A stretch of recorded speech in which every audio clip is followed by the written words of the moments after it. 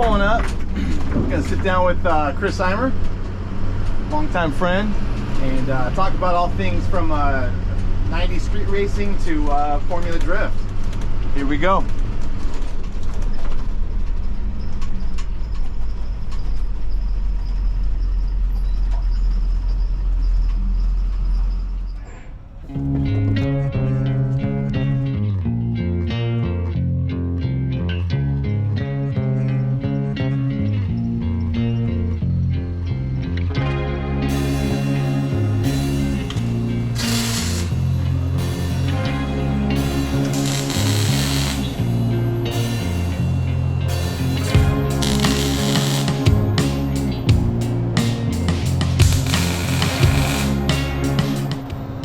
Didn't see me coming.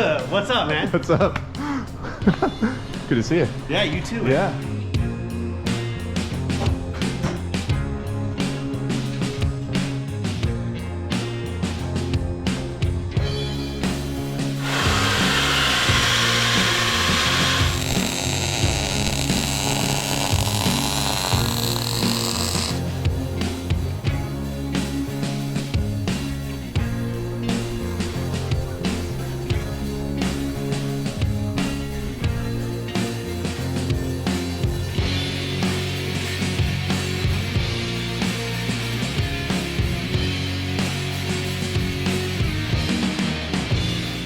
Basically, this is a spoon thank you letter for the 25-hour car. Basically, it says, to Chris, thank you so much for everything from the build of the race car to trackside support, everything. Young mechanics have had a very good experience from your teachings. Thank you so much, Master Chris. 25 hours. That was pretty crazy. I mean, it's the whole feeling about just raw horsepower under your foot. It's beautiful. It's a beautiful thing.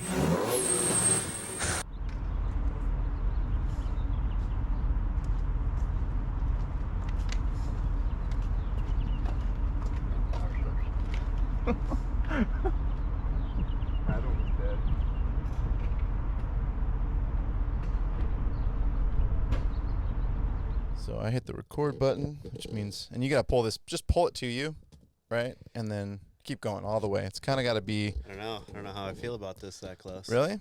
Does it need to buy you dinner? You know? And maybe take you to a movie first? At least exchange names or something.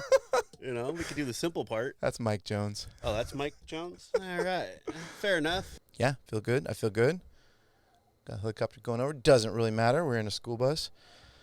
So what is up? Welcome back to another exciting episode of Burning Tires. It is a Buzzcast, and I am your host, Greg Leone, and we have a special guest today, Chris Eimer. Chris Eimer is a longtime friend, and Chris Eimer does some pretty incredible stuff in the industry. He is he's a father, he's a brother, he's a homie, and he is a huge Honda fanatic from the get-go. Yeah, which some people probably know, right? But a lot of people probably don't know. Yeah. You know what I mean? Yeah, I mean, if they don't know, now you know. Exactly.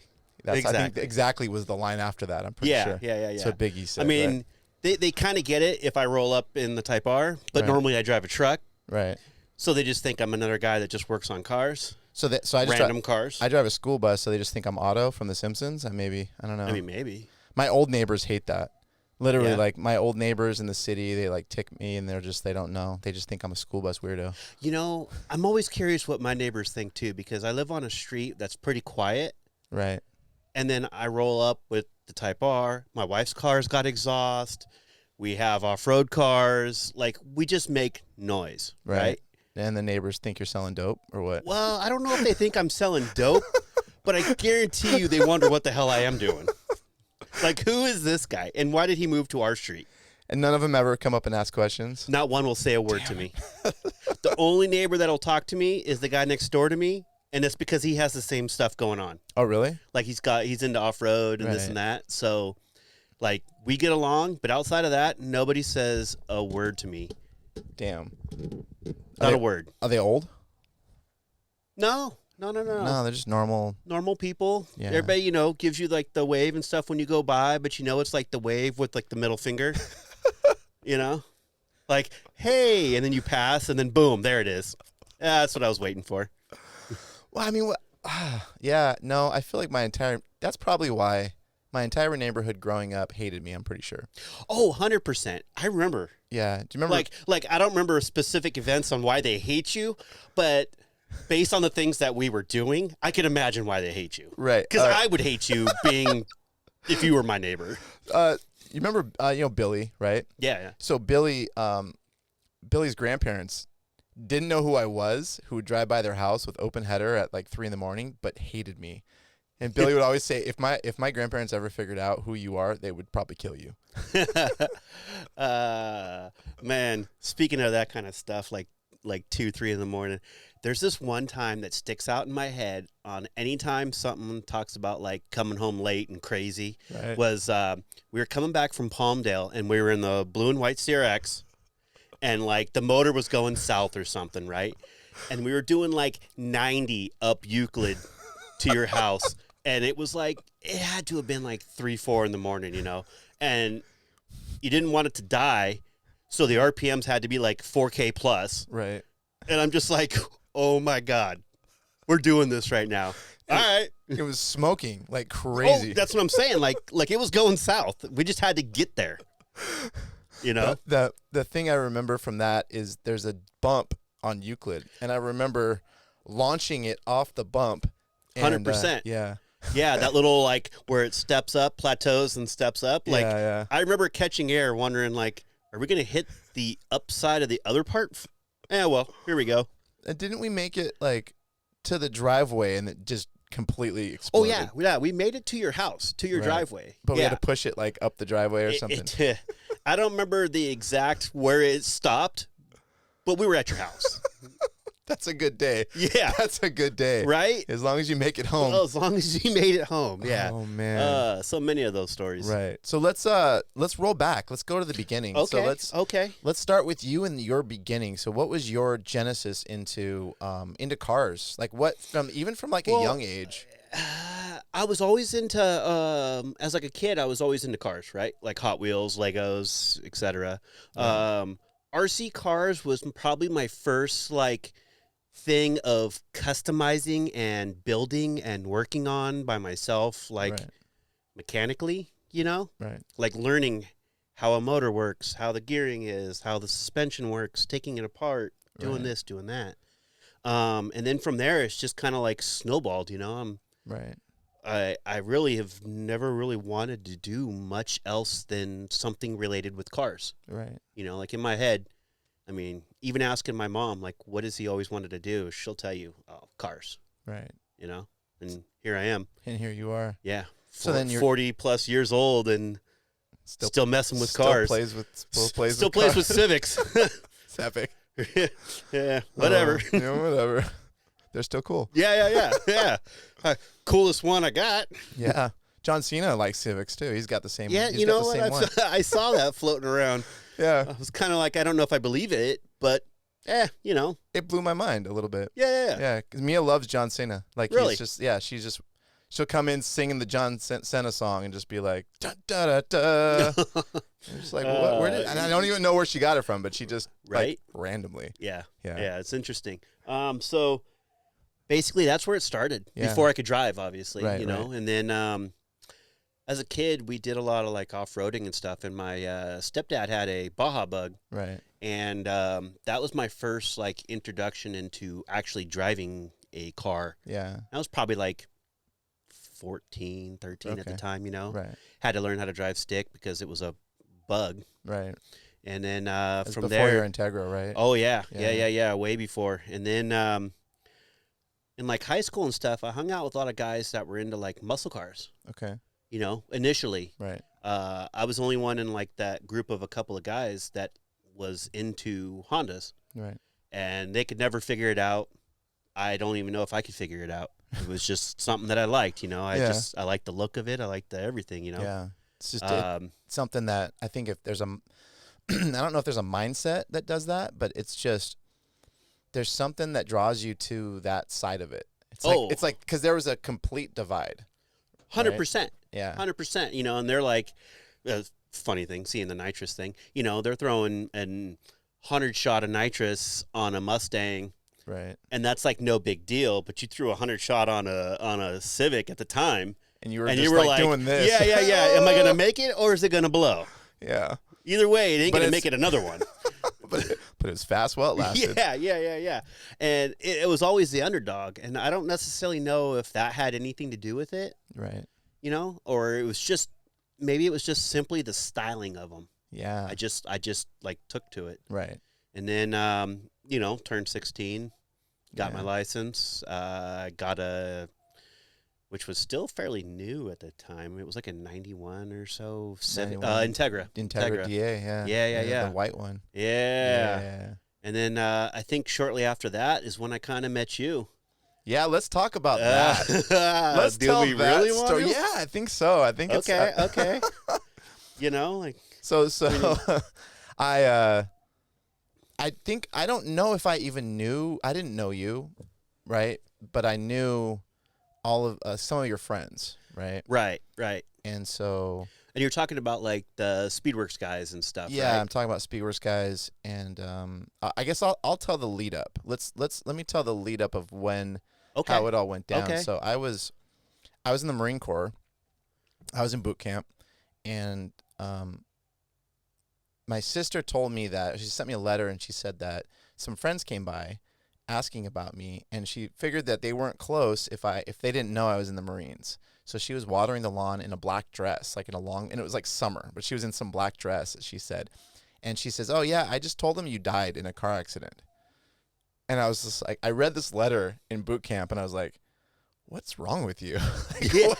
Dude, seriously, right? Because that was a story that you guys 100%. Yeah, and it probably spread like wildfire. 100%. Right. You know, it was like, okay, you know, who are we to know any different? Right. Because we're all kids at this point. I'm I'm talking like 18. You know, like Yeah, you guys yeah, are like yeah. you were like 17. Yeah. Because Totally. you a few years younger. So Yeah. if I was in boot camp, you were probably like 17. Probably. And so Close to it. I get out of boot camp, right? And or after like an MCT or whatever, and I come home and I look in my garage and I'm missing stuff, right? And I'm just like, what? Oh, wait a minute. What happened here?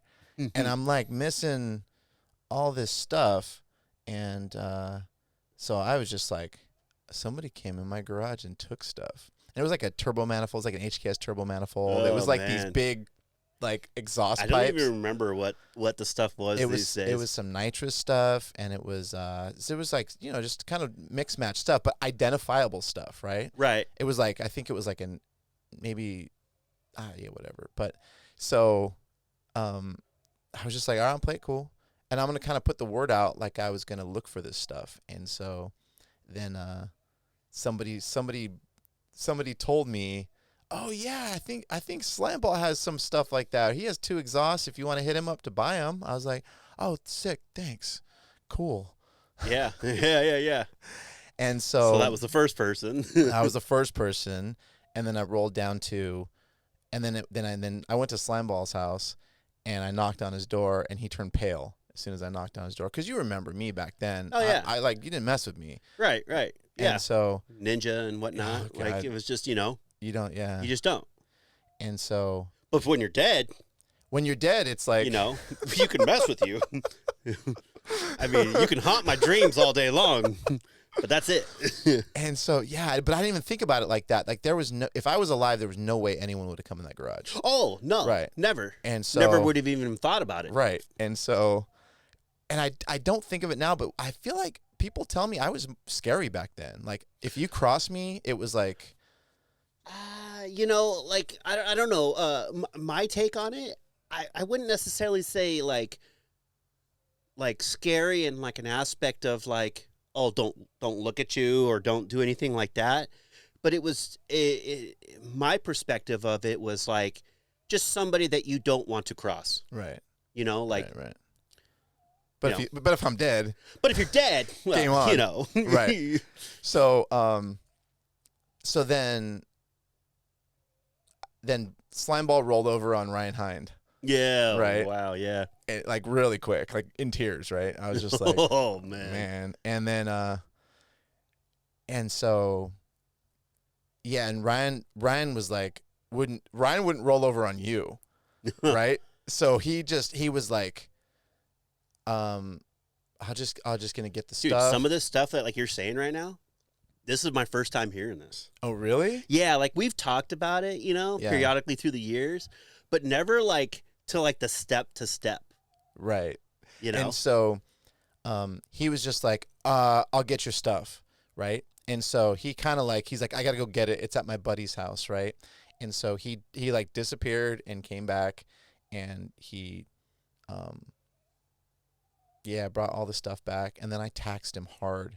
Like I took all his other stuff. I took his whole performance stuff because for him, I had sponsored him, and I did work on his car, and I did a bunch of stuff for him for free, and then he he was the one I was like, oh, disappointed man, with. I'm really disappointed in him. Yeah. I think I beat him up a little bit too. Like I had to give him a little beat down too, but he didn't roll over on you. So tell me and I don't think we never talked about how it all how that actually transpired. Well, I've never heard the other side of it. Yeah, I mean that's kind of it was one of those things like from like our side of it, right? Was like, oh man, this guy's dead and he's got a bunch of really cool shit. Yeah.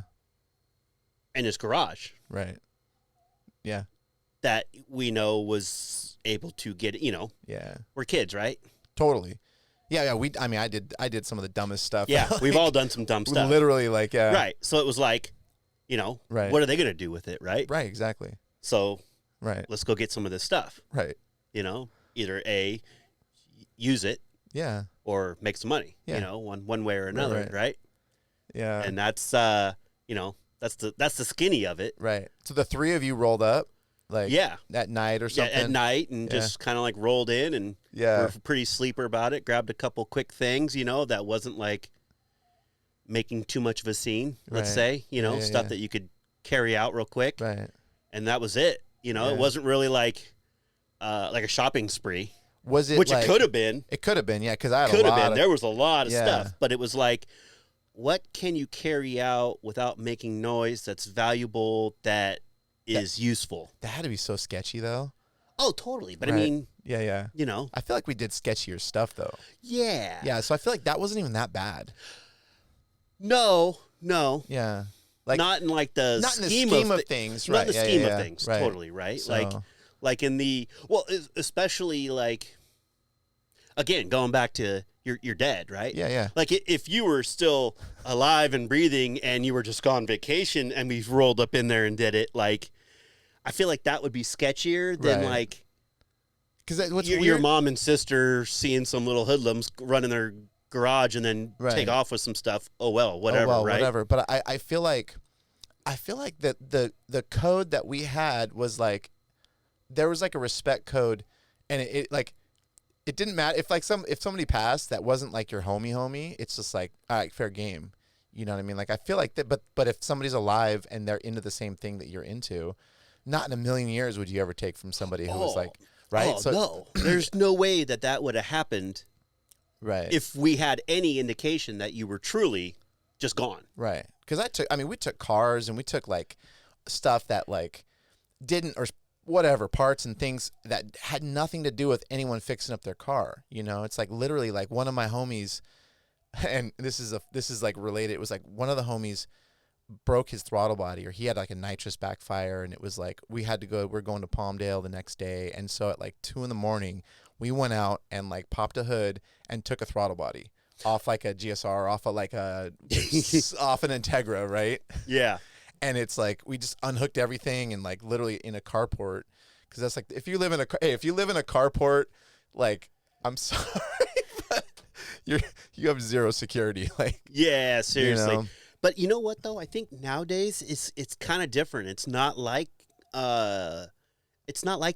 Yeah, I don't think you have the guys like us that. That like live that kind of like lifestyle. Like it's just different. People are stealing like cats. People aren't like catalytic converters. They're not like I was Pop gonna on say the cats. hood. I gotta protect my cats now. You put a little chip You know in I ain't them. got no cats in my car. Take whatever you want. Open exhaust. Yeah, I'll get They're gonna another be one. bummed out. Yeah. Wow, this one's not Going worth in there anything. with the pipe cutters, like, oh wait, Wait a where's the second. cat? Yeah. Don't worry about the cat. It's my dog you got to worry about. Yeah, worry about the dog. You know, that guy. He'll come talk to you. He's fierce. Oh man. But yeah, I mean, I can't say whether I have or haven't had to do situations like that too, where it's like, Yeah. cars pulling a code for a bad map sensor. Well, I know where there's a know parking where lot there's- full of them, I know where there's a map sensor. and I got a screwdriver on me. Yeah, I you know, can figure this out. We'll swap it Yeah. real quick. yeah. Now you have the code. I Hey, don't. congratulations. It's my gift to you. But then, I think we met a little later, and then I think it was because I don't know how I found out your name, but I didn't feel the need to like tax you or something because I didn't know you. Like I knew Slimeball and I knew Ryan.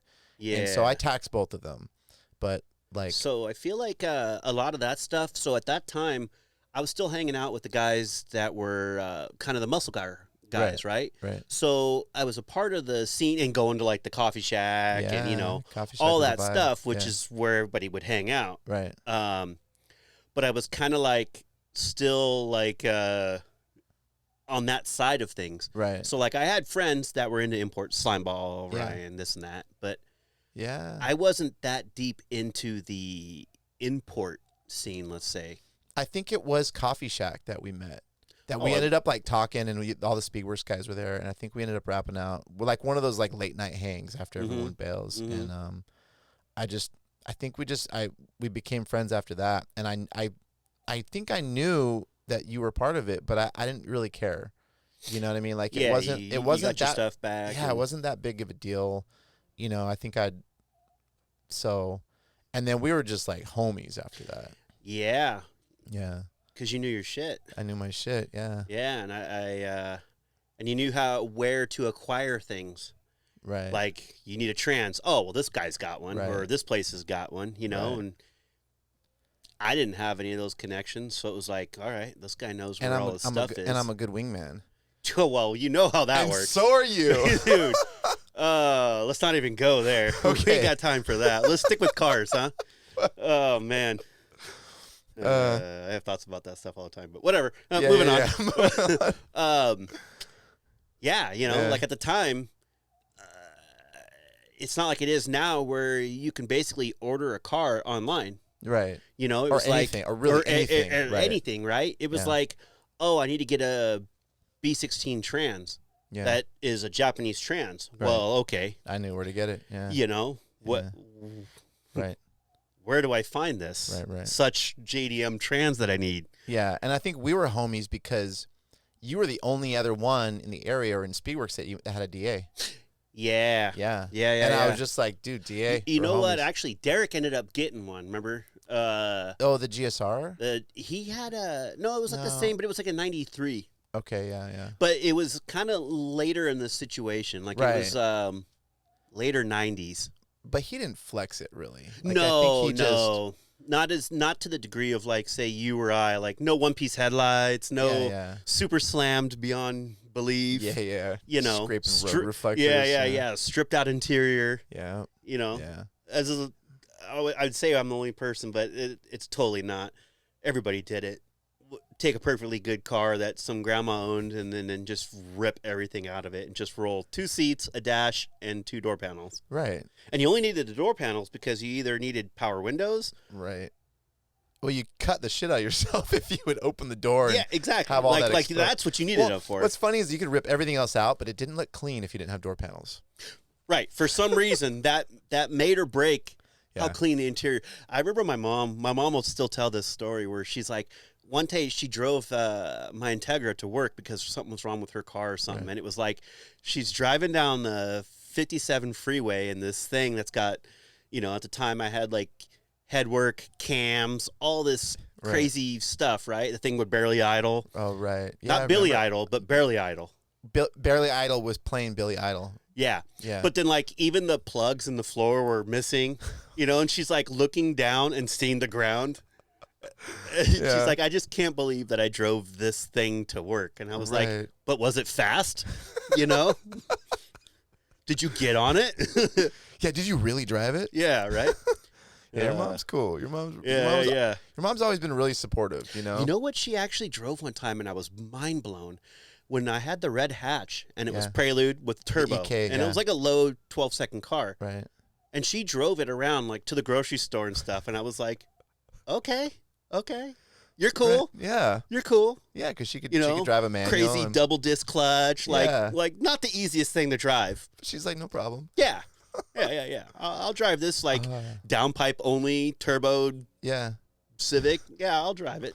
I gave my mom a ride once in my car, and in my DA, when it was like, I don't know if it was turbo or it was lots of nitrous, but she's like, I want you to take me for a ride in your car, and I was just like, this is the day.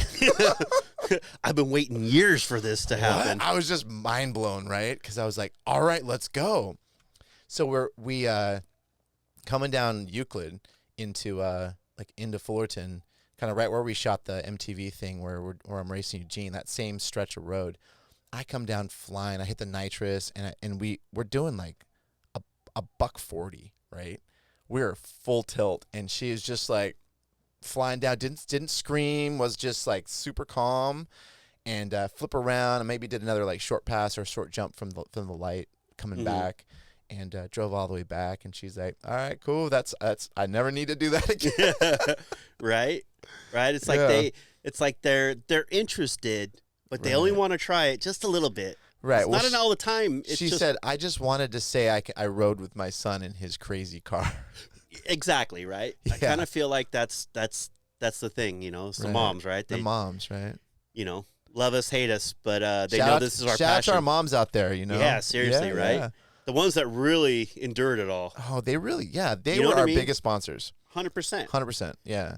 They know it wasn't the right thing to do, but they still had our back. Reason why we're not in prison, 100%. Well, you know, whatever. But yeah. Anyways, no, yeah, they were supportive. Yeah, seriously. But and I remember, I feel like, and it was a bunch of them were coming out, but we did like one of the very first LSV techs on your car. Yeah, right? I remember like, so at the time was hanging out. I mean, this is way back. I mean, I was still in high school. Like Pro Import, right? Yeah, and like Steph and all those types of guys, you know, when they were having shops and doing swaps and building their cars and this and that. Funny thing, for my high school like report, right? I did it on cars, right? But I did it at like Steph and Vit's shop, right? And like they signed off all my hours and stuff, even though I only spent like an hour or two there every once in a while. Yeah, you know, it's like small world, right? Yeah, Vit.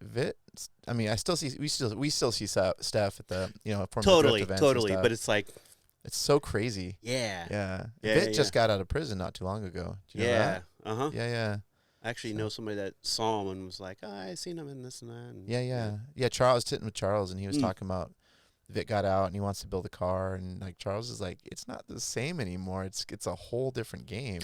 Yeah. I guess his car. I guess his car is in Texas somewhere. It's still around somewhere. His Integra. So was it his Integra or his Civic? Civic. His Civic. Had a hatch. Yeah. But he had it. Did he have it Integra at one point? Oh, I don't know. He way back. Maybe. But yeah, he had the hatch. Yeah. But anyways, we were doing because he was a Prelude guy. Yeah. He was an H22 guy. Which is what kind of turned me onto him too. Right. And but yeah, like late 90s, I did the LSV tech because literally like right down the street here, I was racing a Corvette on the freeway and like floated a valve or something. Yeah. And had to shut her down, and the head was all gone. And it was like a JG Pro Series head and cams and like the 302s or whatever. Yeah, you know, like at the time it was a hot setup. Yeah, it was built pretty good. And then they were talking about doing and randomly, so the guy that was telling me the most about it, and funny story is Kevin, and now Kevin works for Gretty. Okay. And it's like we still talk about random stuff from like back then. He's like, I remember when you were just this little punk kid coming by, hanging out and trying to score a throttle body or this or that. And it was like, yo, let me get that throttle body right there. Yeah. You know, I busted mine. Or I just need that throttle body. Yeah. Just let me get the throttle body. Yeah, I need to go faster. Come on. Seriously, it's like crack, man. Once you get one hit, you're going back for another. Going back for another, yeah. Yeah, and then I ran that for a while, and then that car got crushed. Some lady rear-ended me. Oh, I remember that. When I was working at Momo Wheels. Momo Wheels, yeah. Yeah, down in like Irvine. We worked together at Momo, yeah. And then I got locked up. I lost the job. You know. Things happen. Things happen, right? Yeah, we built that whole warehouse out. We did all the, set it all up, and that's right. That was fun. Oh, totally. Yeah. Dude, I still got forklift skills from that place, man. Yeah. Yeah. Like flipping quarters onto the forks and whatnot. Oh, you know, and just stupid stuff. Yeah. Just like, oh, you know how to drive a forklift? Oh yeah, watch this. Yeah. Watch me. I'll flip these things around. Yeah, Momo Wheels. Yeah. That was a fun job. Yeah, it was. It was definitely interesting. Yeah, got rid of that car. Yeah, because we used to carpool in the morning too. Yeah. Yeah, that was fun. Then I got locked up. Yeah, well, things happen, you know. Yeah. It is what it is. But yeah, I used to hang out a lot, man. Yeah. Yeah. Wow, pretty daily. Now we're so busy. And, we barely see anybody. and then life kind of goes different directions. Yeah. So then so that car got rear-ended.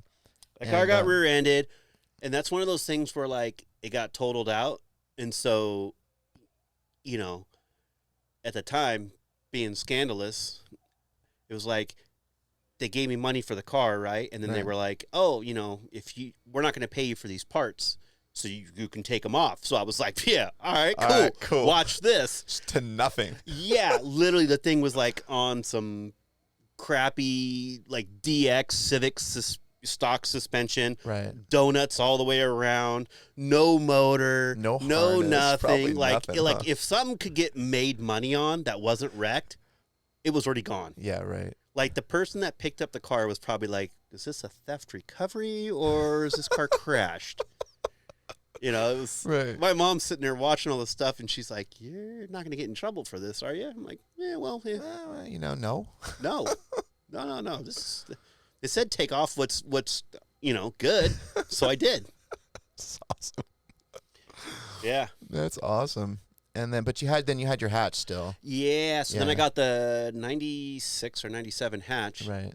Oh, was that after? Did you get that after the? Yeah, I got that DA? after. Yeah, because I took the money from all the parts and the car, and I bought that hatch, which at the time was only a year-old car. Oh wow! You know.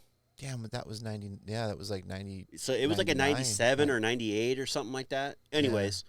Yeah. Wow. And then had that. Man. Yeah, that thing was. How many canyon runs to be doing that thing? All right, you gotta. We're going there right now. I figured it would come up. Well, I wanted to talk about LSV Tech, LSV Tech first, because we can go back to that. I feel like that was such a. Do we want to talk about some of those hurdles?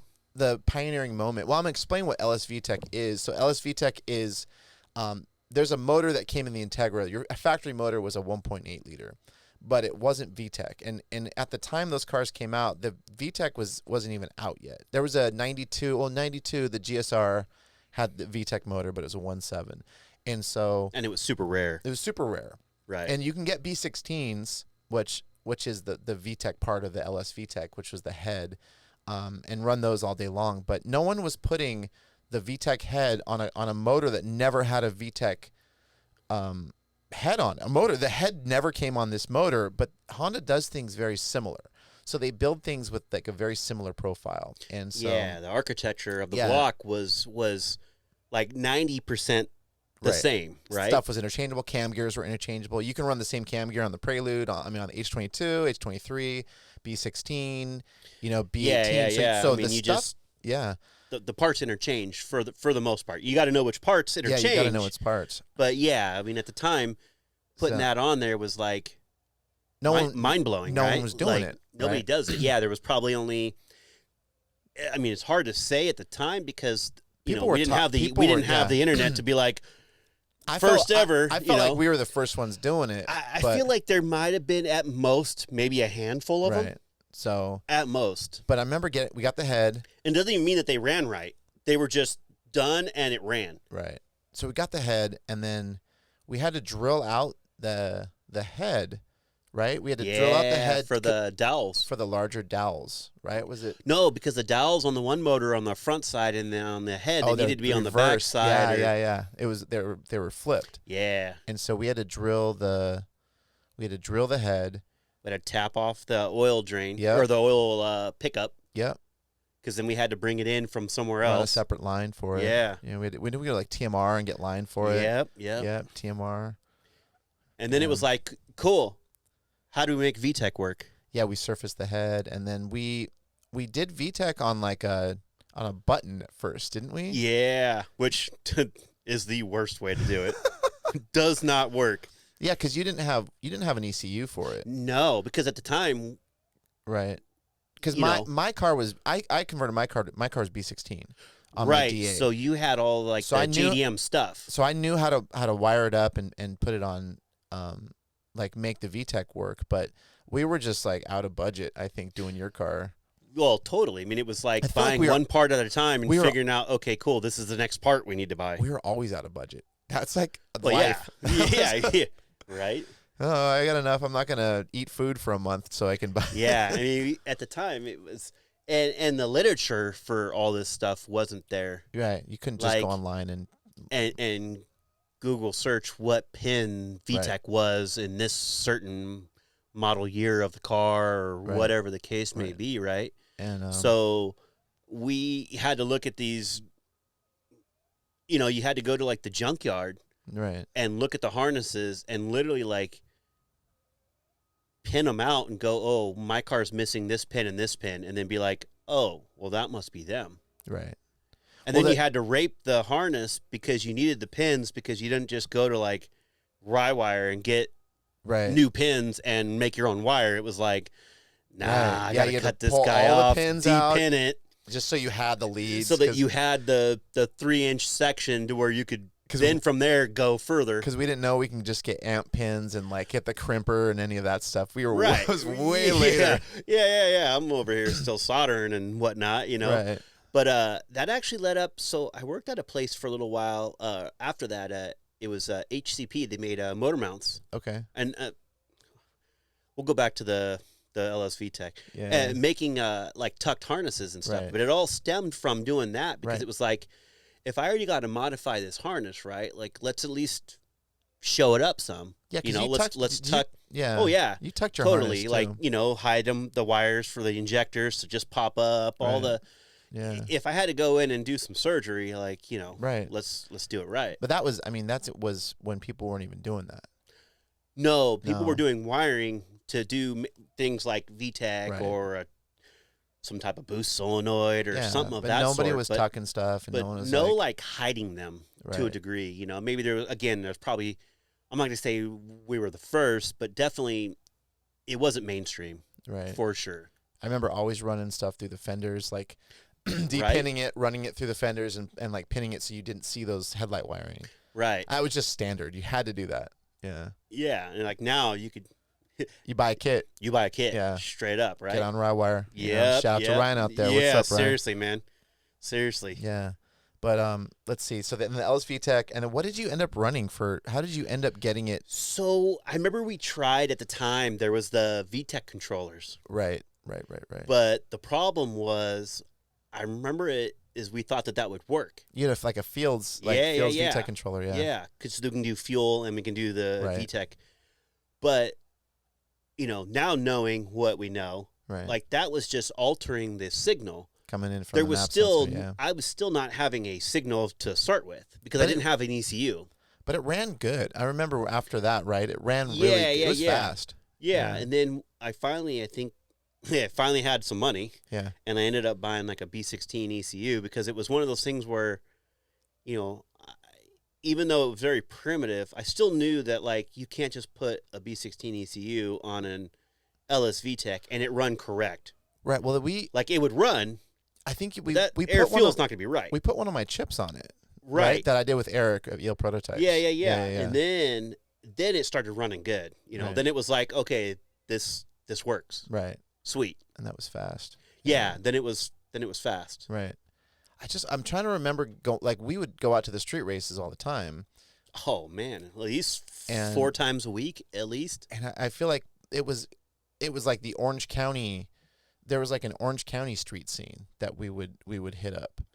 Well, right? yeah, everybody goes to Del Taco, man. Right. The Del know? Taco. That was the spot. Right. And then it was the Oh. there's Coffee Shack, and then there's Harbor Imperial. Harbor Imperial. Like yeah. it was like Sunday nights, Harbor Imperial. Yeah. It was like which night you go to this spot Right. or you go to that spot. And Harbor Imperial was like I can hear the cars coming because I was right up the hill from that. So Right. So like you knew like, all right, cool. Now it's all time right, to go. everyone's showing up. I don't have to wait around. Yeah.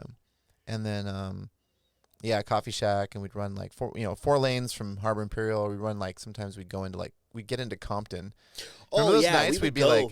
like how we started in Fullerton and we ended up in Compton, Or even Ontario. Ontario. Yeah. You know, so funny thing about that stuff is like that was before phones. Yeah. You know what I mean? Like that was Pagers. pagers and whatnot, and like Wait, what was maybe hold a on. couple people had a phone. What was your pager code? Your pager code was it like 72? No. Mine, no clue. I cannot You can't remember your pager code? No, No. not one clue. I feel like it was 72. Who knows, man? No, it doesn't ring a bell. No. I feel like Like your you pager code was saying that I 72. had a code is blowing my mind. Because I talk about the pager thing every once in a while, and it's like never have I thought like, oh, my code was this or that. I do not remember. But I mean, this is like one of those things where, you know, like people now, everybody knows where to go because you just look Right. it up, right?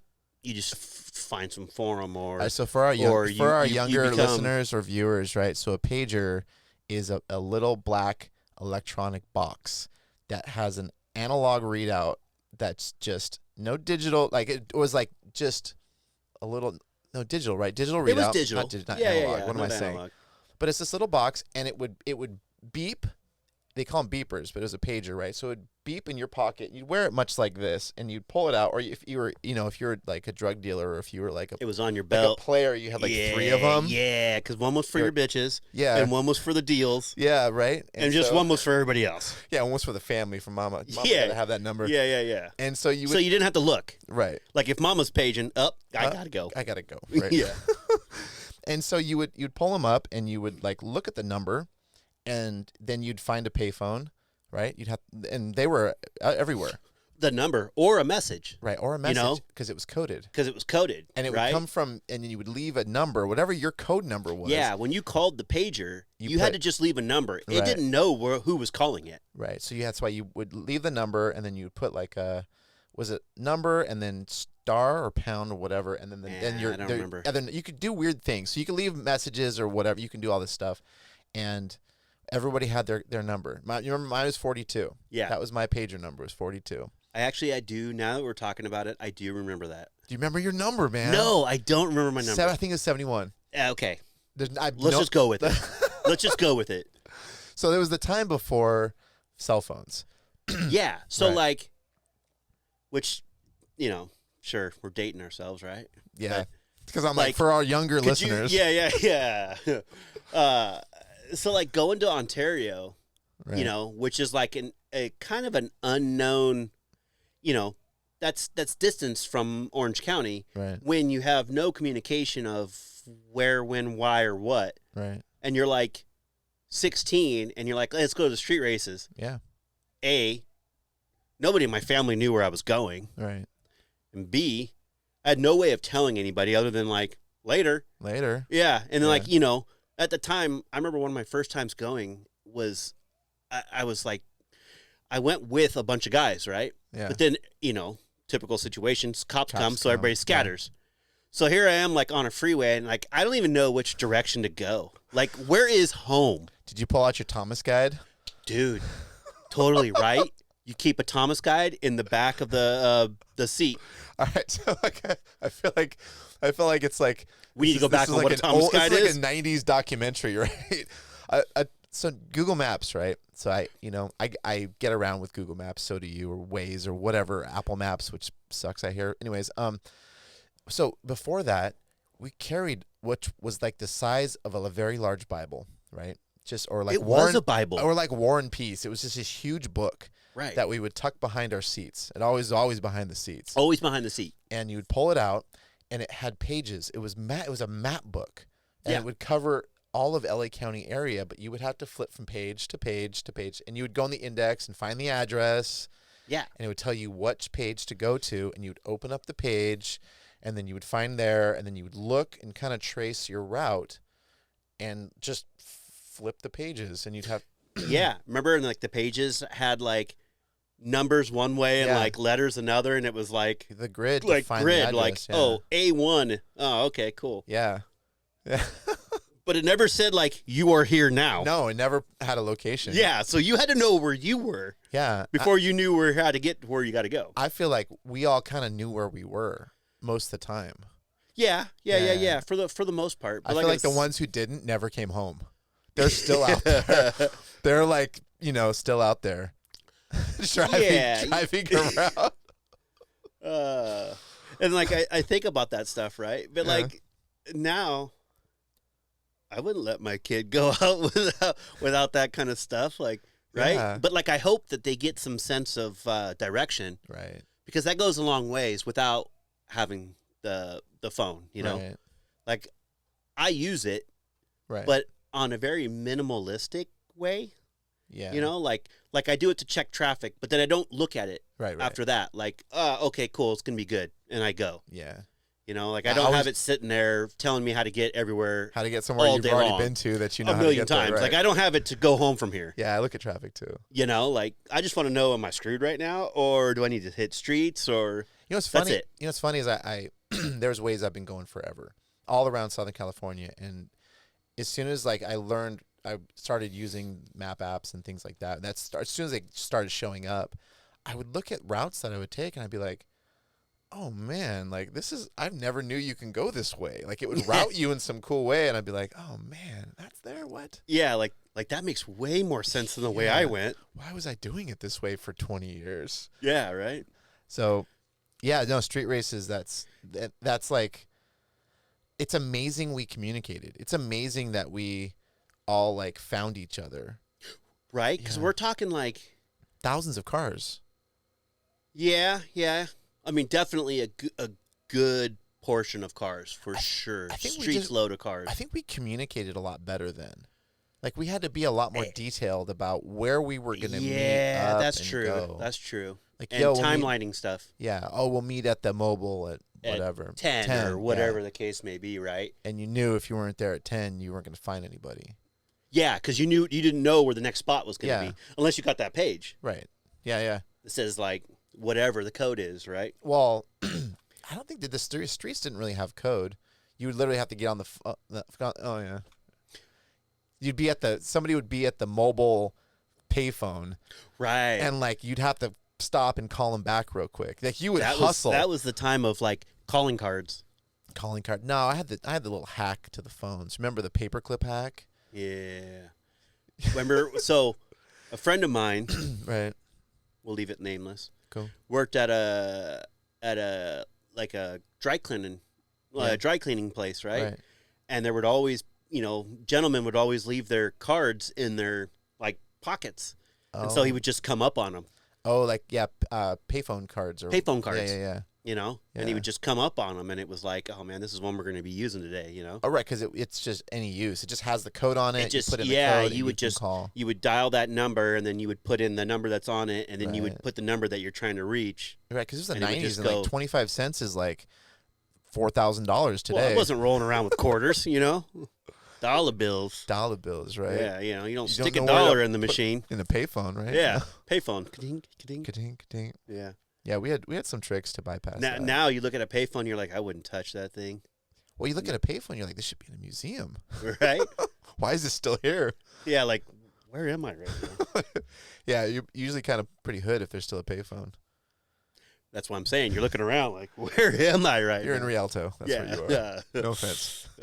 No, there's still payphones in Rialto. I just went to Rialto. All right. Don't judge me. Yeah, seriously, right? Like, Don't hate us, Rialto. Don't hate us, Rialto. All right, so the canyon run. Let's talk about the canyon run. Oh yeah, so canyon running at night, Yeah. Back before canyon running was canyon running, there was only you wouldn't really see people up there because not many people, it's drag racing. That was it. Right. Or like cruising the streets. Right. But going canyon running, that was a far-fetched for a lot of people. There was only Right. Well, it wasn't people didn't know it. People didn't know about it. right, like road racing wasn't really a thing with the import cars. Right. Yeah. Right? Like it wasn't a mainstream-ish scenario. Right. So canyon running was an outlook for that, right? I remember one particular night canyon running because we would always run together. I feel like we'd be in your car or my car or pretty much whatever one's running at the time. Right, yeah, true. Right. Yeah, La Habra Heights neighbors probably all hated us. I went back through there. Remember the witch? I remember the witch. We went back through there, and I tried to tell my wife about it, and she was like, "You're out of your head." Because you were there that night. Oh, was I there that night? Wow. Yeah, I was there. Yeah. And so I tried to tell her the story, and she's just like, no. And I'm like, all right, that's it. Because we went and ate sushi. Okay, yeah. Over at Joe's. Right. Well, not Joe's anymore, but you know what I mean. Yeah. And so I'm like, oh, we're down the street. We're going to go see this witch right now. Right. Like, I'm talking like. The house. This is like 6 months ago. Not even that, maybe. Yeah, the house. And I was like, we need to go check this out right now. Right. Damn. So we did. That house was creepy, man. Still creepy. Yeah? Still creepy. Were you there the night it burnt down? No. Wait. Which one are we talking about? Are we talking about the witch or the burnt down house that has like the look through the window? Look through the window. That's a different one. I tried to show Jess that one too, and it's just not the same. Wow.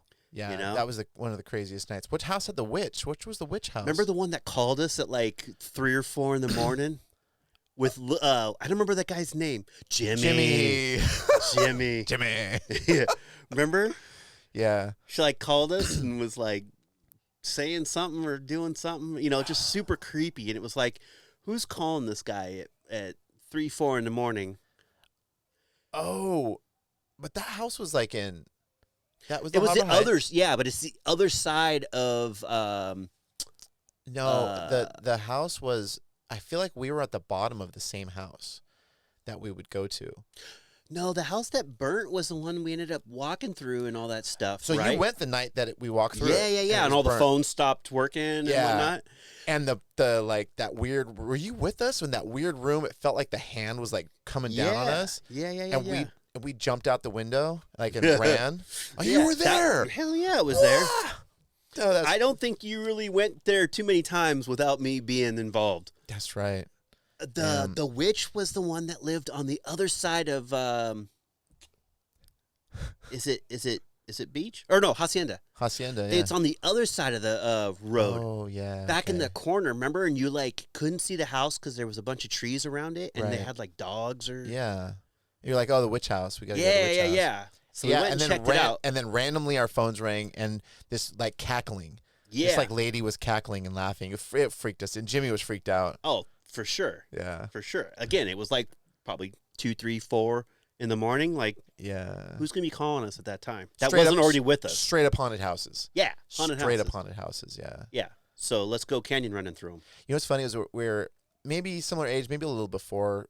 I was when I was younger, I was sitting in the living room watching TV. Now, I grew up in La Habra, and we're not paying attention to the TV. My sister and I are hanging out, and all of a sudden it's like a ghost show, and they're one of the most, the highest levels of poltergeist activity in the United States is in a little town called La Habra Heights. And both me and my sister stopped and we're like, "La Habra Heights?" And he's like, "Yes, La Habra Heights." And we're freaked out. But yeah, there's a huge amount of poltergeist activity up there. Really? There's a lot of haunted houses up there. Yeah, I didn't know that. Yeah. I just figured they were haunted looking because at 2, 3, 4 in the morning, Yeah. But burnt down houses that get rebuilt and then burn down again. Yeah. That's not a normal situation, right? Yeah. And when you look through the area, you see a face in the thing, and in the burn and stuff. Yeah, you're all right. This is creepy. Yeah, straight up creepy. Yeah, That's creepy. my dad's cousin is a realtor up there, and she told me that that house doesn't really stay owned for very long. Really? Yeah, and it's just the people they buy it and then they just they don't, either it's some weird stuff happens or they just feel like uncomfortable in the house and then they end up selling it. And so Interesting. yeah, she's like, that house never stays. So Yeah. What a bunch of idiots we were though. we went into it straight up into it, and we're jamming through these streets with houses and stuff. Oh yeah, canyon running. You know, like I don't even know how fast we were going, but we were going faster than you should be. Right. And seat time, man. Yeah, cheap seat time. Cheap seat time. And like, how many times do you run? What's the canyon right there on the other side over by Turnbull Canyon? Yeah. Yeah. That's a spot too. It became a big drift spot too for a while. Yeah, I mean, I would understand it. Yeah. Turnbull. Actually, you know what? I drifted when I had a 240. Yeah. We went up there a couple times and did it. Yeah, you had your S13. Yeah. Yeah. SR20, S13. See, that's another thing that when I say I had one of those, people were like, "You had a drift car?" Yeah. It's like, well, yeah. They just see you on the other side of it. Yeah. They think I'm just a mechanic. Right. They don't know that, like, secretly, I've been driving my whole life. Right. You know? Yeah. Yeah. So the canyon runs. And then one particular night, I remember we were shooting with some stuff from Max It Out. I think we were just going to the street races. Yeah. But that was like I know what you're talking about, and so I don't want to, like, lead in too much, but that was in Chino Hills. That was cutting through Carbon Canyon. Yeah. Yeah. And so I'm in the back seat of no seats. I'm in the back. I was going to say, you were in the back, not the back seat. But you still had seat belts. And there's no seats. And you're driving in your red hatch. Yeah. And I'm filming in the back seat, holding on to, I think I'd wrapped one arm around one seat belt and the other arm around another seat belt. This is a OG POV right here. And I'm filming Max That video. Jose Martinez, I hope you still have footage of this. And so we are flying, and what happened? Well, yeah, we know what happened. But let me fill everybody else in. Okay. So we came in too hot into this, like, section where it, like, switchbacks, like, super 180 to 180 type situation. Right. And came in too hot, and the ground was a little loose. Right. And just slid it and cased all these bricks. And obviously Greg just sitting in the back. It was no longer in the back, right? I was in the front. He was in the front. And I think I ended up on the passenger side in the footwell, like holding the camera, still trying to, like, save the camera. I got the shot. Yeah, and so we get out. We're kind of looking at the situation, making sure we're drivable. Because it was like it hit a pole and like a telephone pole and one of those yellow pole things. It hit some stuff. Yeah. Yeah, for sure. Because your wheel was broken and your suspension was all whacked. Yeah. Yeah. And then when we were looking, all of a sudden the people that owned the house right there come out. Yeah. And they're like, "Oh, we're calling the cops and this and that. You stay right here." Remember? The dude had a badge. Right? He was a cop. And he had a phone and he had, like, his kids with him. Right? Yeah. And he's like, "Come here." But at the time, do you remember? You didn't have a license. Yeah. So sometimes. Well, that was most of the time. I had a license for, like, my first 3 years. Right.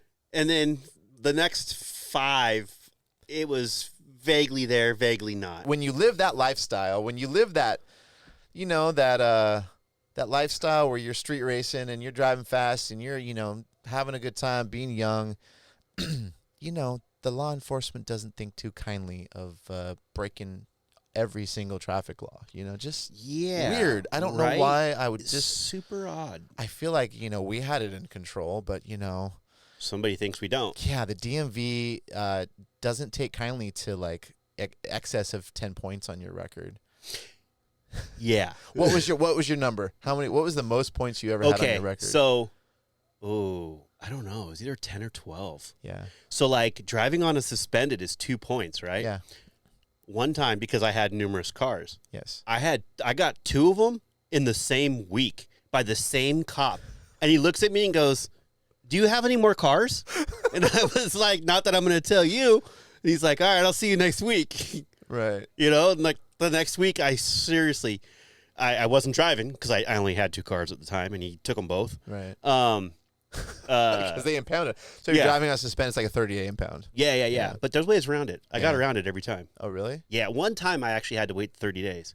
Oh. If you sell your car to somebody else, Yeah. then it's their property, and they can go and get it. Right. So you just write your name, or you write your buddy's name on the title. Yeah. You never actually go through with it. Right.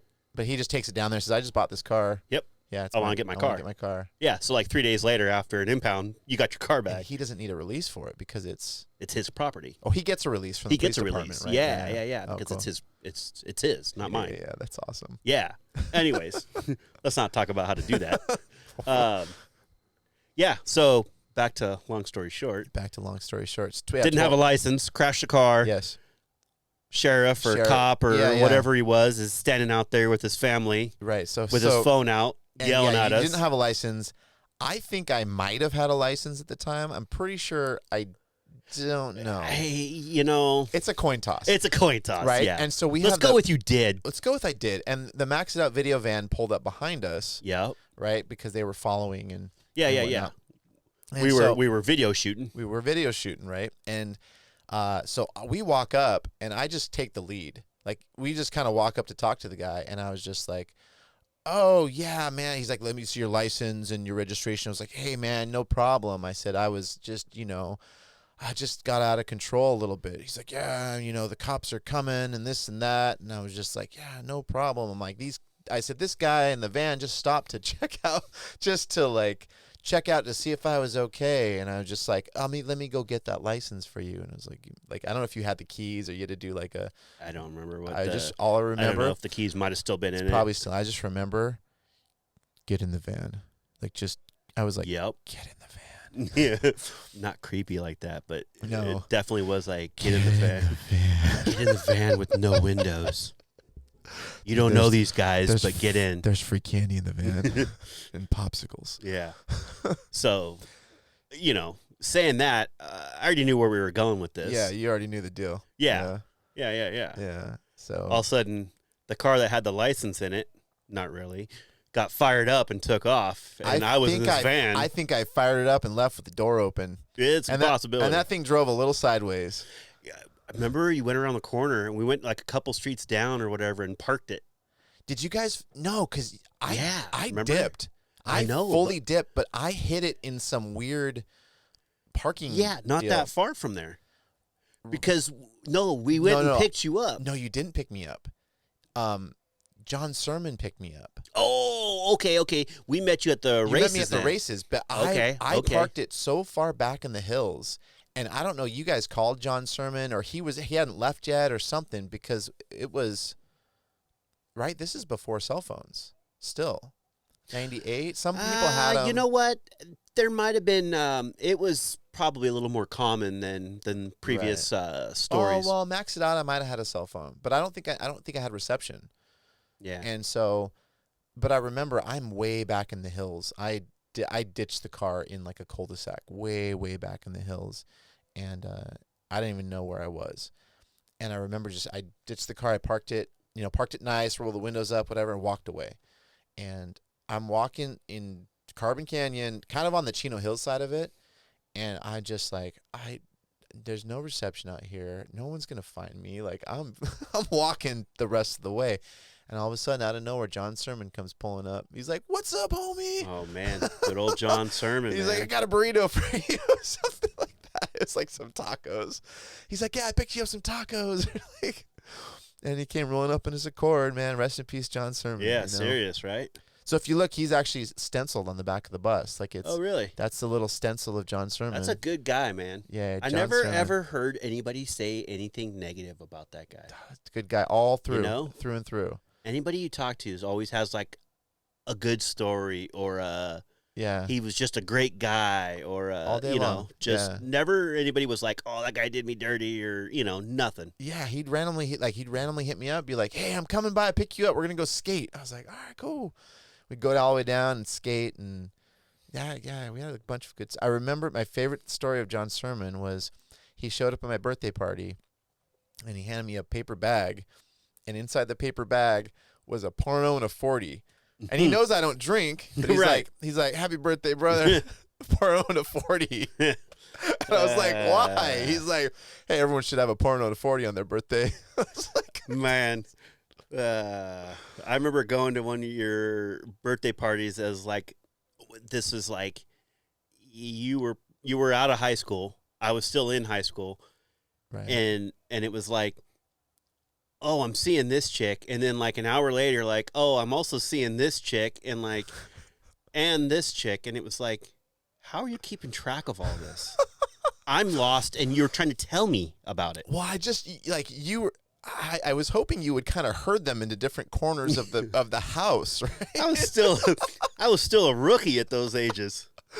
Oh yeah, I remember that. Yeah, and they were all there at the same time. I just had them in different corners. I don't know. It's like this one's upstairs, this one's out in the backyard, and this one's in the front. Yeah, And it was like, if I keep them all cool, I can make this happen. And I remember thinking afterwards, like the next day, like, did that guy just play that whole scenario and not have it backfire on him? Like, rad. You're like, did we just? I need to become know. best friends? Yeah, I need to know this guy. Yes, we did. Or at least learn a few things. Oh yeah. But Yeah, anyway, yeah. so you hid the car. We met up at the street races, did the street race thing, and Yeah. then later that night we got dropped off at the car. Yeah, we got dropped off And at when the we car. drove it back, Do you remember how sketched out we were? oh yeah, We yeah. thought that he got the plate number, right? We thought for sure. So we couldn't go to your house, right? Because we're thinking like maybe they're going to be there Right. waiting or somewhere nearby, right? And then we thought if they went to your house, they might find out about my house. right? So then we couldn't go to my house. Do you remember where we went? Oh yeah, some random chick's house In her carport. and her carport. Yeah, and I had a special favor her to use the carport. Yep. And then she had to give us a ride to your house to get a car, to then Right. go to my house to get parts, Right. to then go back to her place to fix it. Right. Well, because we had to do, and we like snuck up the back hill into my house. Do you remember that? Yeah, We had to, like, just in case. Just in case, we had to sneak up the back hill, went in the side door, and we had to drill out. Like, had to get a control arm. I think Yeah. we had to get a control arm at my house, and then we took it back, and it didn't fit. We had to drill out something like the shock mount or something was Yeah, smaller. it was an EK, and I think the parts you had were for like a DC or a EG or even an EF. I don't know, but it was something with the bolt hole Yeah. wasn't the right size Yeah, I or remember something that. weird. Man, I don't remember 100%, but we did so many trips. We stayed up till the sun was coming up, and we made that Yeah. car look like it never had a problem. yeah, maybe minus the fender and stuff. But Yeah, we pounded- outside of that, Yeah, and then I don't know if my parents have ever heard that story. really, Yeah. Like, I'm curious what they thought. Like, I feel like a lot of the times when I would come home, and the car wasn't the same, like, I think they just were like, huh? well, at least he made it home. You know? He made it home. He made it home. As long as you made it home, it's Yeah, a good and the night. cops didn't bring him, so Yeah, we're good. man, I remember that. And then we never heard a single thing about it. Oh, okay. So get this. We never heard a thing about that scenario. But later, Did I tell you? no. Did I tell you about who that actually was? Yeah. Then it must have been you that told me about it. Right, because I was doing stuff with 9K, right? We were shooting that show Under Pressure 9K for Motor Trend, and the guy Joey from 9K, that was him when he was a kid, and that was his dad. And you know what he told me? What? He told me, he says people would crash into that spot all the time, Oh, yeah. and he told me that his dad, who used to be was a cop at the time, or he was a sheriff, or was something, Whatever. Law enforcement. law enforcement, he said he would get their information and he would sue them for the cost of a $10,000 wall, and everyone that crashed there, he got either $10,000 to $15,000 off of them, Except for us. except for us, right? Right. And he would like sue the people, max out their like liability damage, and then get more. And Yeah, he says everyone that crashed there, he would like tax them for like 15 grand. Oh man. And he's like, and he never fixed the wall. Yeah. So scandalous law enforcement right there. Yeah, we experienced some scandalous law enforcement. Yeah. Do you remember what it was like driving a fixed up sport compact car in the 90s? Like, what were the police like? Oh, you were always looking over your shoulder. Right. How do they treat you? Oh, like crap. Right. Like you, it was like you had guns, drugs, and were on both of them. Right. And been drinking every time. Right. For like a stupid, like no front plate. Right. Or car too low. It was like or a felony, exhaust. felony stop. It was like a felony stop, guns out. Yeah. Half the time. Yeah. I don't yeah. even know how many times I got pulled out of the car to then receive a fix-it ticket. Yeah. Yeah. Pull out of the car, cuffed, slammed Like, against the hood. Sitting, yeah. Sit on the curb. Yeah. Do you And remember then how the guy would measure the car and be like, "I'm gonna cite you for no front plate and your car being too low." car You're is like, too low. you're like, sweet. It's been 40 minutes. Yeah. You searched my entire car. And now I'm late. Yeah. And you put my hat on funky when you searched it, and I can't Yeah. fix it because I'm in handcuffs. And you moved my seat. You know how long it took me to get that seat in that exact laid back spot? They'd always ask me to search the car, and I'd be like, yeah, that cool.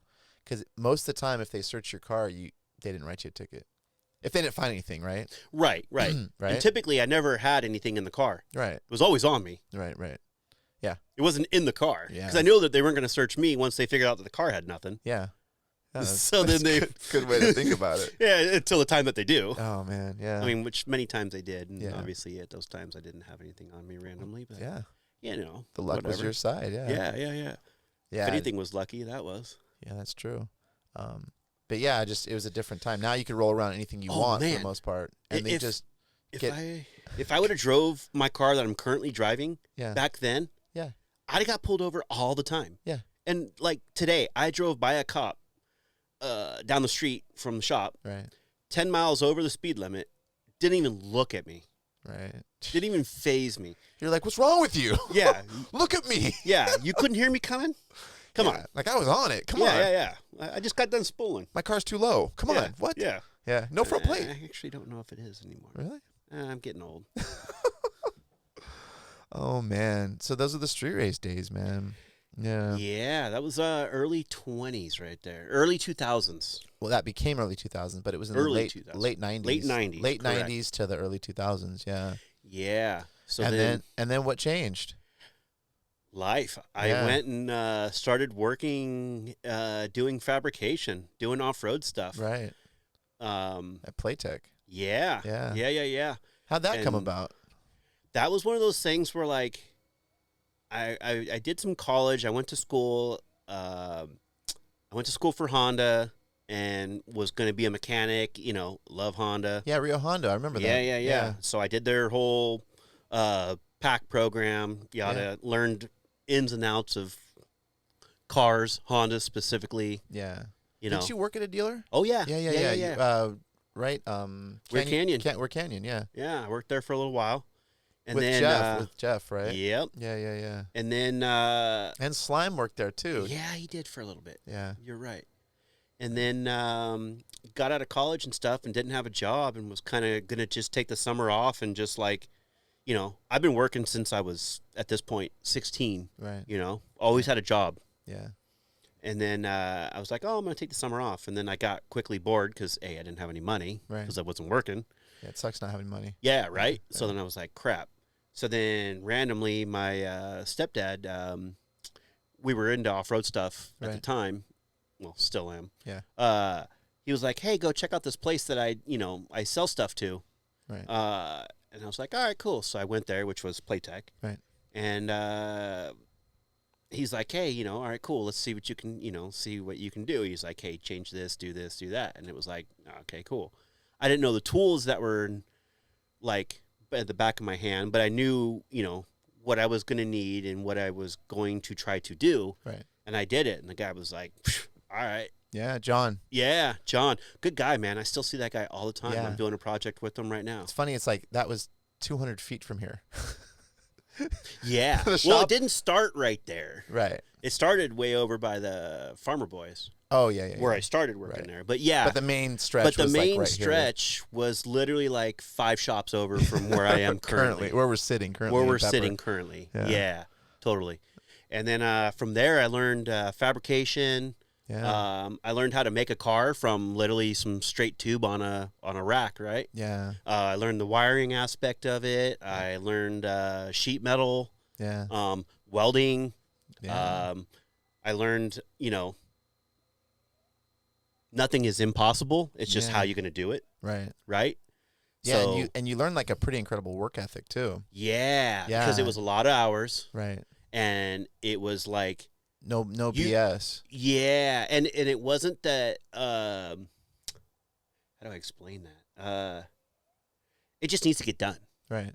right? Like, Especially here's the tools. because it was like racing too. It was like getting the Yeah. cars ready. And Yeah, you guys yeah. supported a bunch of like class 1, off-road stuff for Score and Mhm, Best of Desert and things at the like time, that. it was we were building sand rails and off-road race cars, Right. mainly buggies, and then we were supporting some cars, so we were prepping them, maintaining them, going out to races. The owner had his own car, which he was racing, and I was navigating. Right.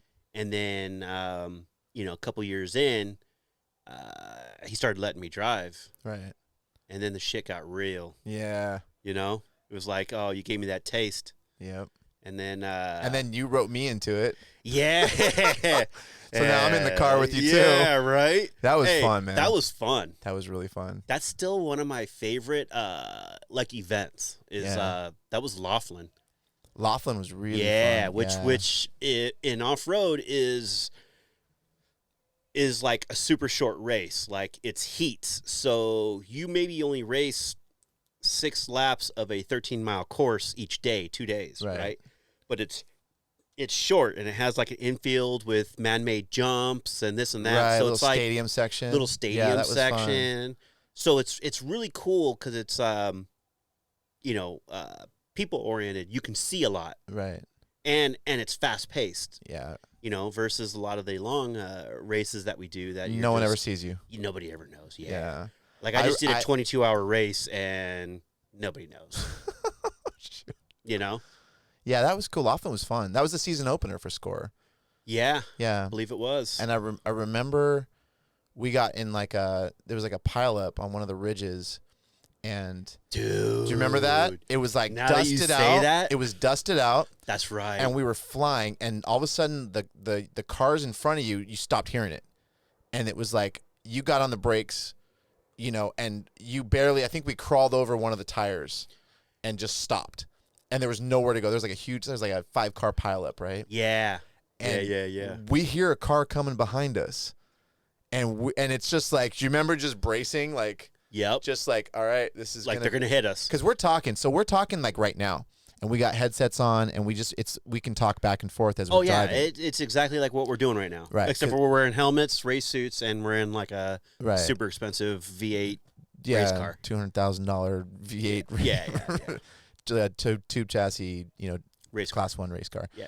Um, Built from scratch. Built from scratch, yeah. And so we hear this car coming, and we think we're done for. Like it's gonna hit us, and it doesn't, or it barely hits our tire or something. But as soon as that car stops and we don't hear anything, remember, it's like we're like, go, go, go. Yeah, And we just unbuckle, out. fly out of the car, and it's still like you can't see anything. You can barely see anything at that Well, point. yeah, still. because cars are continuing to come up, so Yeah. the dust is still like never settled. So I remember we run out. I think what you're like, your side or my side? I think you're like my side, and we run out your side, and we run down this hill, and like run free of the whole pileup. And I kicked one of those ball cactuses. Do you remember that?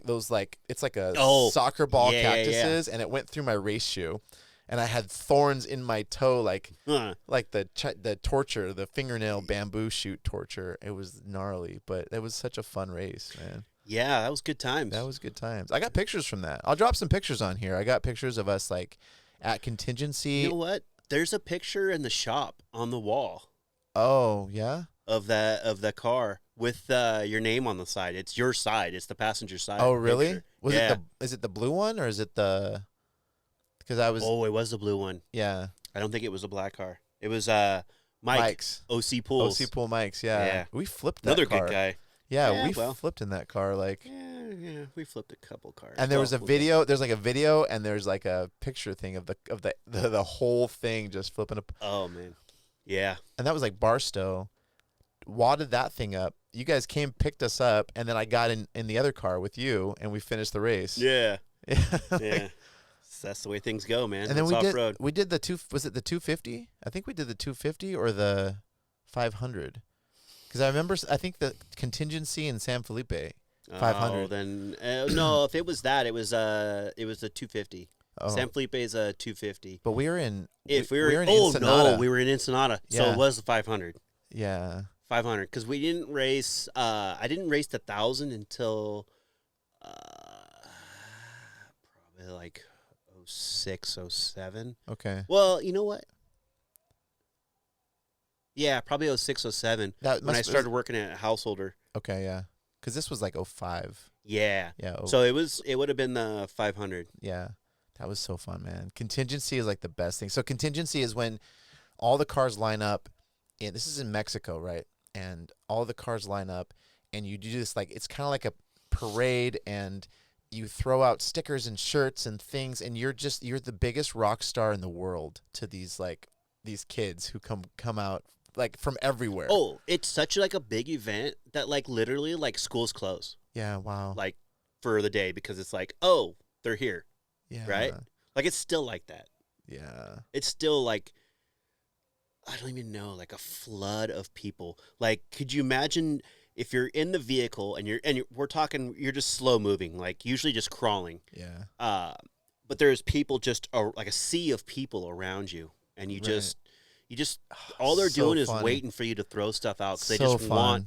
I mean, that's like the early days of merch. I got right? a picture from that. I got a picture from us in the car at contingency All with right. everybody all around us. Yeah, It's cool. so basically contingency led into tech inspection. Right. So like you go through contingency, which is like a row of vendors and Yeah. for everybody to check out the cars and whatnot, right? Yeah. And then you go into like a fenced off area that where they do the actual inspection of the vehicle Yeah. prior to the race. Yeah, tech inspection. make sure it's that legal and all it's that stuff. legal, It's yeah. safe and legal. Yeah, we have it in the States too. I mean, all the same process, but like It's not in a the States, it's not a parade. No, It's not like a- not even yeah. close. They do it now at the Mint, and it's pretty big. Oh, really? Yeah, they Yeah. do a big parade at the Mint 400. That's cool. But like, still, nothing compares to any of the races down in Mexico. yeah. Yeah, It's you're just crazy. You're a celebrity. It's just You are. yeah, legit. Like you could be at the bottom of the totem pole, yeah. but you're still autographing Yeah. babies' heads and Right. Whatnot. Babies' heads and Well, other body parts. other things. Yeah. Yeah. I was gonna try to keep it a little PG. Yeah, whatever. It's, you know. Yeah. I think I remember that was I think I met this girl, and we ended up like hooking up and hanging out, and I ended up in like her room for the night, and you guys are like, "Where'd you go?" And so I didn't know. We met her. We were at some club afterwards, and then I disappeared. And so I was just like, "No, I just met this girl. It was fun. No big deal." We show up at the race to check in, and it's like the girl who's handling registration. That's right. I remember it. Yeah, and I remember that chick. Like years after, even when you weren't doing it, like that, she would like single me out of the crowd of like, nope, come here, you know, Yeah. and then like instantly we were through the line. yeah, that's Like what you happened. need to fill out your stuff. You need your card. You get your wristband, your yada, and it was Yeah. like a line to do that. But for some reason, it was like VIP. Like you just roll up. That's what boom. yeah, that's what happened. And she and we went up, and I kind of just went up to her, and I was like, "Oh, wait, what's up?" And she gave us all our stuff, and John's like, "How did you do that?" Oh yeah, And I was like, that's my new friend. yeah, right. That's where I was last night." I mean, not that John cares.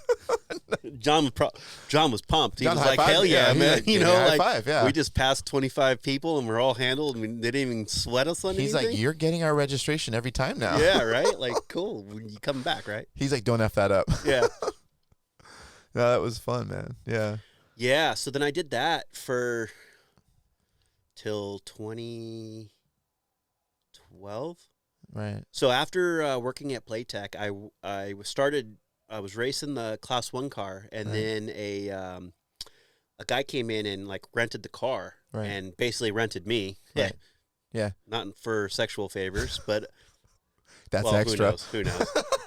If enough money went down. Hey, man, I've anyways, seen a decent proposal, Yeah.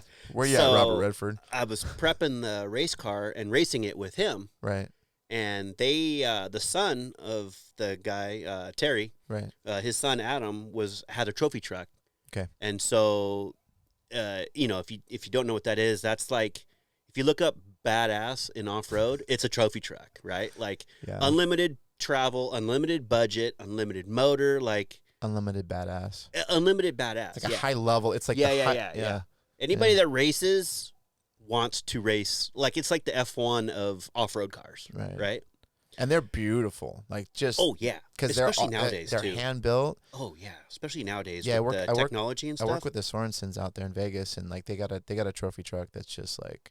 Do they have a trophy truck or a 6100? No, they got a Pro 2 stadium truck. Okay. They have a Class 1, and they also have a trophy truck. Okay.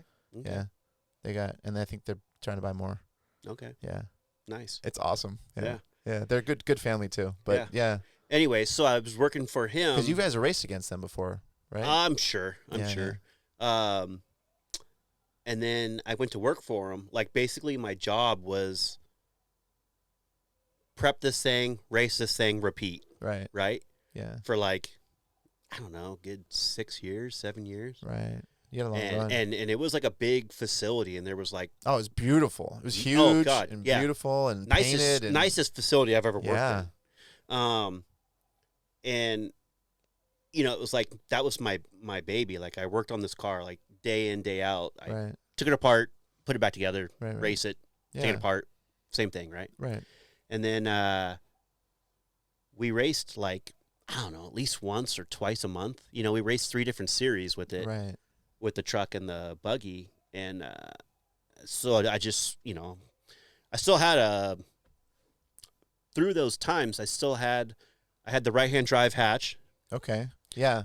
We're not even. Yeah, you still have cars. Yeah. And then I had an Integra. I also had the at that time I kind of had the 240. Okay. I had the S13. Yeah, you and Slimeball went on that. Yeah, and then I bought him out on it, and then. Just had some good time with that thing, and then got rid of that.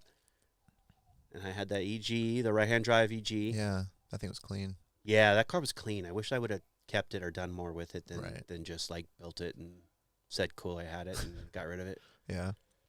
Then I had an Integra DC2. Yep. With a Prelude. That was clean. Yeah, that car was clean too. Really clean, yeah.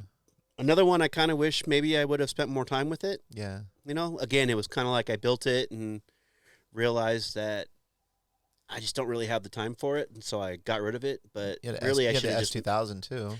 Yeah. So then after that stuff, I got the it's an AP2 S2000 wide body, yada yada yada. Yeah. That car was rad. Yeah. I got rid of that like 2 years too early. Oh yeah. I got rid of it and it was cheap, and then like the price COVID happened, and then all of a sudden like a year or two later, like that same car, I could have got like an easy another like $4 or $5 grand out of it. Yeah, doubled like, at least. Damn it. Yeah, live and learn, right? Live and learn.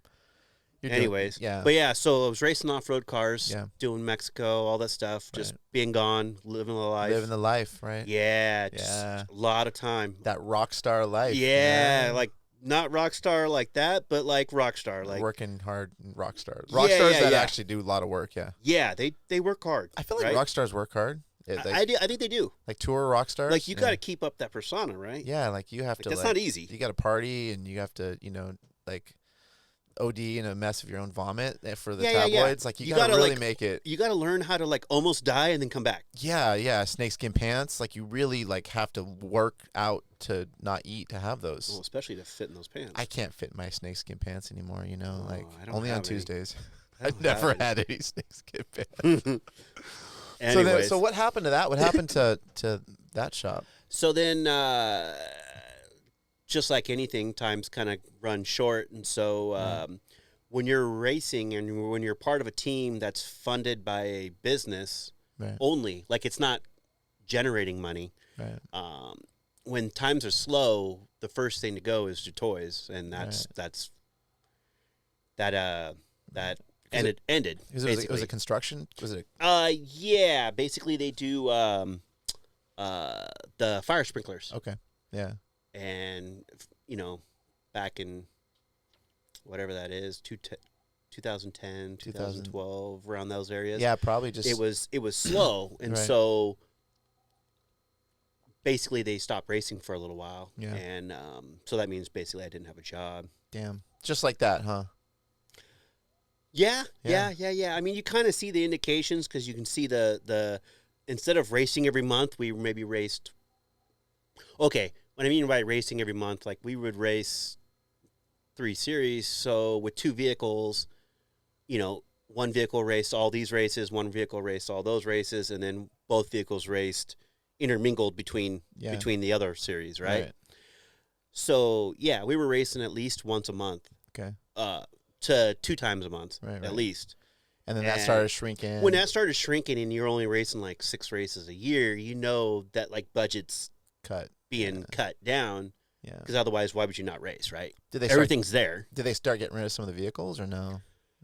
No. They just stopped. They just stopped running them because of the operating. Yeah, because cost. oddly enough, like you think, the value of the vehicles, like that's good money, right? But really, that's small in comparison to like, doing the Baja 1000. That's 100,000. Nowadays it's even more, but at that time, your budget for just that race, and that's not even the vehicles. That's just taking care of the people, the entries, the prep, the this and that. Was like a quarter of the cost of the vehicle. Was like 100,000. Yeah. Just for that one race. Yeah. So like, budget for the year would probably be in upwards of 500,000, just to not even probably easy.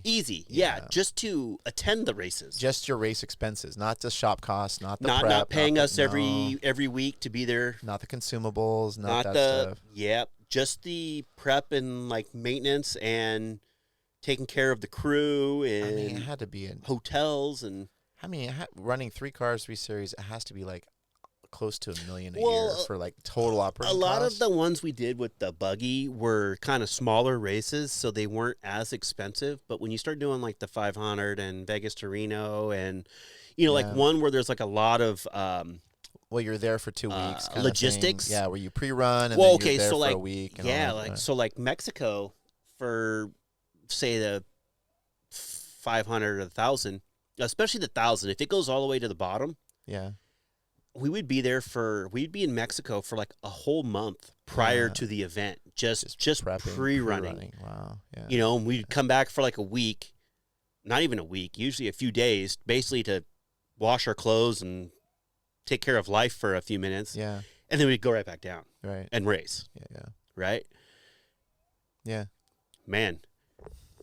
Times like that, when I reminisce of some of that stuff, I'm like, wow, my wife, my current wife, well, not that I had a wife. Only prior, wife? my only wife. My wife that is still randomly with me.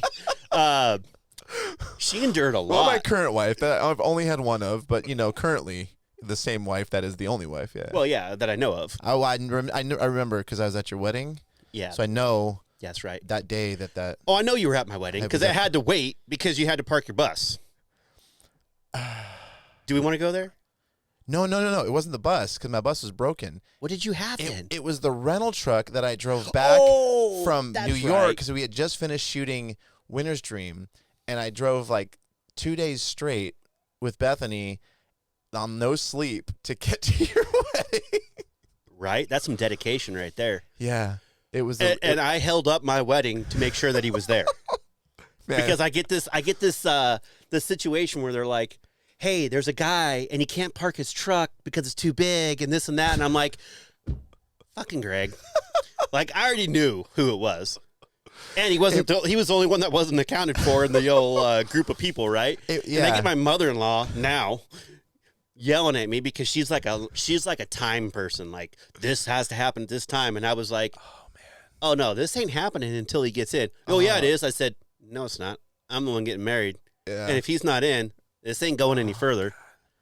I just remember that. It was like it's the whole production was in the back of that truck, including like the drives, all the hard drives from the shoot, from the movie and everything.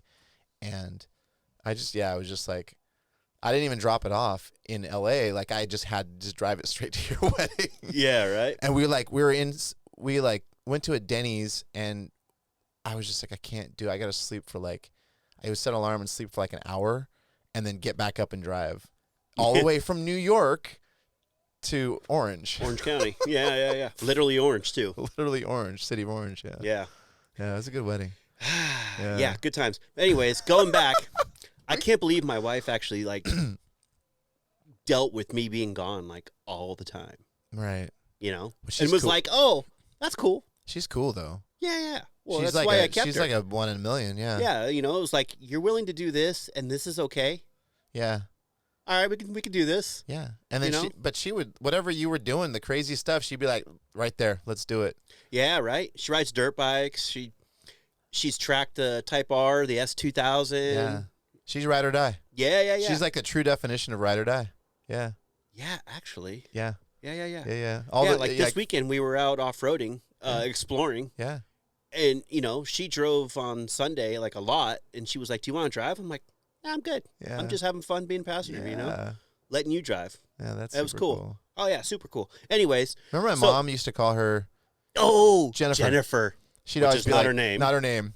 And we'd have barbecues at the house, and she'd come over when you first started dating her, and she'd be like, oh, this is Jessica. She'd be like, all right, like Jennifer. Right? Jennifer. And she would just roll with it, like, yeah, whatever. Then we just started calling her Jennifer. Yeah. That's funny. So, we stopped racing. You stopped racing. Right. Then what happened? I got a call from a guy that worked at Redline Motors that build Redline Performance. They build all the race car motors and stuff. Yep. A lot of off-road stuff, but they also do. At the time, they were doing Dai's. They were doing the Falcon car motors. Yeah. For like Dai. Dai Yoshihara. Yeah. Yeah. Because he was running an LS, and they're like a big LS. You Yep. know. And so the main engineer.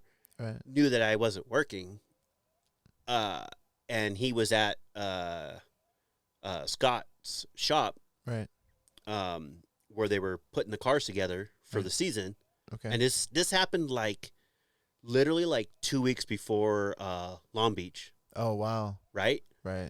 And so Friday was my last day working. I got a call on Sunday. Oh, no way. Like, hey, there's this shop right near us, Yeah. and they need some help. They need a fabricator. Like, go check it out. Yeah. And I was like, okay, cool. Yeah. And I roll in, and lo and behold, is Steve Wong is there from Falcon Tire. Well, now he works Gretty. Yeah. But he's a longtime friend of mine through other friends. Yeah. And we just hadn't seen each other in a bunch of years. And I walked in, and I was like, Steve? And he looks at me, and he's like, Chris? I'm like, yeah, I'm here about a job. And he's like, all right, Cool. this is easy. Yeah. And then the next thing you know, I went from no job to working 100 hours because it was we were building. They were finishing up D-Max S14. Okay. Yeah. Darren McNamara's. Yeah. S14. Yeah. And it was again 2 weeks before Right. Long Beach, and if you're in the drifting community, I mean, well, I guess mainly any racing community, you know how that goes. Yeah. New build. But some people don't. Some people don't understand the amount of work it goes into Oh yeah. And it's it was probably probably a fresh build? It was fresh. It was his S14, brand new car. Right. Because before that, he had that Sky, the Saturn. Saturn Sky that didn't do too well or whatever, right? Yeah, I don't remember what the scenario was. Yeah. Anyways. Yeah. Yeah, the S14. S14. But then building a new car is crazy. It's it always takes longer than expected. It is prepping. I mean, prepping a car that's already built for the next season takes forever. Right? Right? It's every year I ask myself, how come we come up to the last minute every year before the season starts? But this has been the same car for the last 6 years. But you start sooner and you still get, it's still did we get this? Did we get this? Oh, man, we need to make some spares for arms or whatever the case may be. So, I went from off-road and no job on Friday to interview / welding test on you're Sunday hired, night / you're hired. to like, cool, I'll see you in a couple hours Monday morning and you're going to start. Yeah. To then like, yeah, I had like 100 and something hours in like 2 weeks. Right. Like there was times where I would go home for 3 hours, like literally take a shower, cat nap, and then run back. Yeah. Just to have like my sanity. Right. To be working on these cars to get them ready. Oh yeah. You know. Yeah. No. And then here we are. Now I went from off road, still messing with the Hondas and stuff, and still kind of like, I wouldn't say like, not in like the game or anything, you know, but just still. You still playing with them. Still the Hondas, love. Yeah. No matter what. Right. I think when you're hardcore Honda, you don't ever lose that love. Yeah. Who like everybody we know who is hardcore Honda in our group and extended groups, pretty much all of them have Hondas. Like Dave Zettner's got 600 Type Rs. Shout out to that guy, man. Shout out to Dave Zettner out there. That guy is keeping it real with the Hondas. Keeping it real. Oh, this is a hot one. Yeah, I'm gonna buy that. I'm gonna buy that one right now. Yeah. You know, Scooby. I'm gonna get a new one. So I gotta let these 3 perfect condition cars go, and I'm gonna pick up that one. Yeah. I gotta get him on here. Yeah, that'd be cool. He would be a good one. Yeah, he would be. Yeah. But, yeah. Anyways, so then I went to drifting. Yeah. You know. Yeah. I know a little bit because obviously I had the S13 right. and sliding the car sideways. Yeah, I did that plenty of times with an off-road car. Right.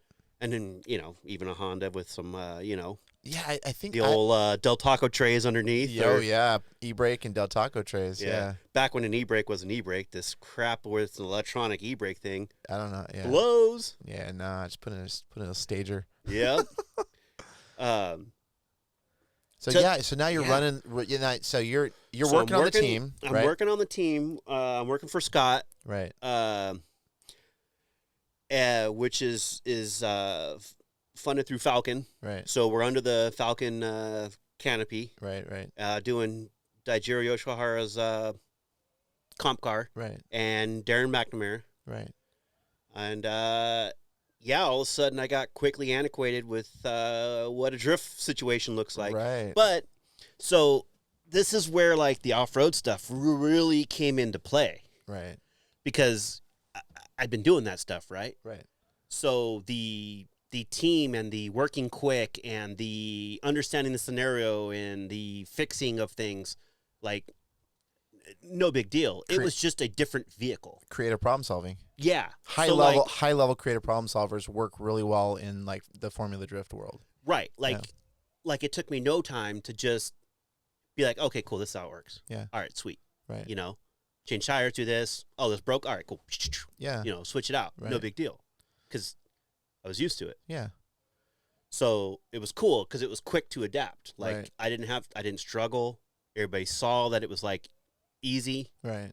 You know, and it was like, oh yeah, perfect. You're the guy. So you were essentially the crew chief. No, Scott was the crew chief. Right. I was just a wrench or a whatever. Right. For the first season. For the first 2 seasons. 2 seasons. So the first season we ran, and then second season we built Dai's BRZ. Right.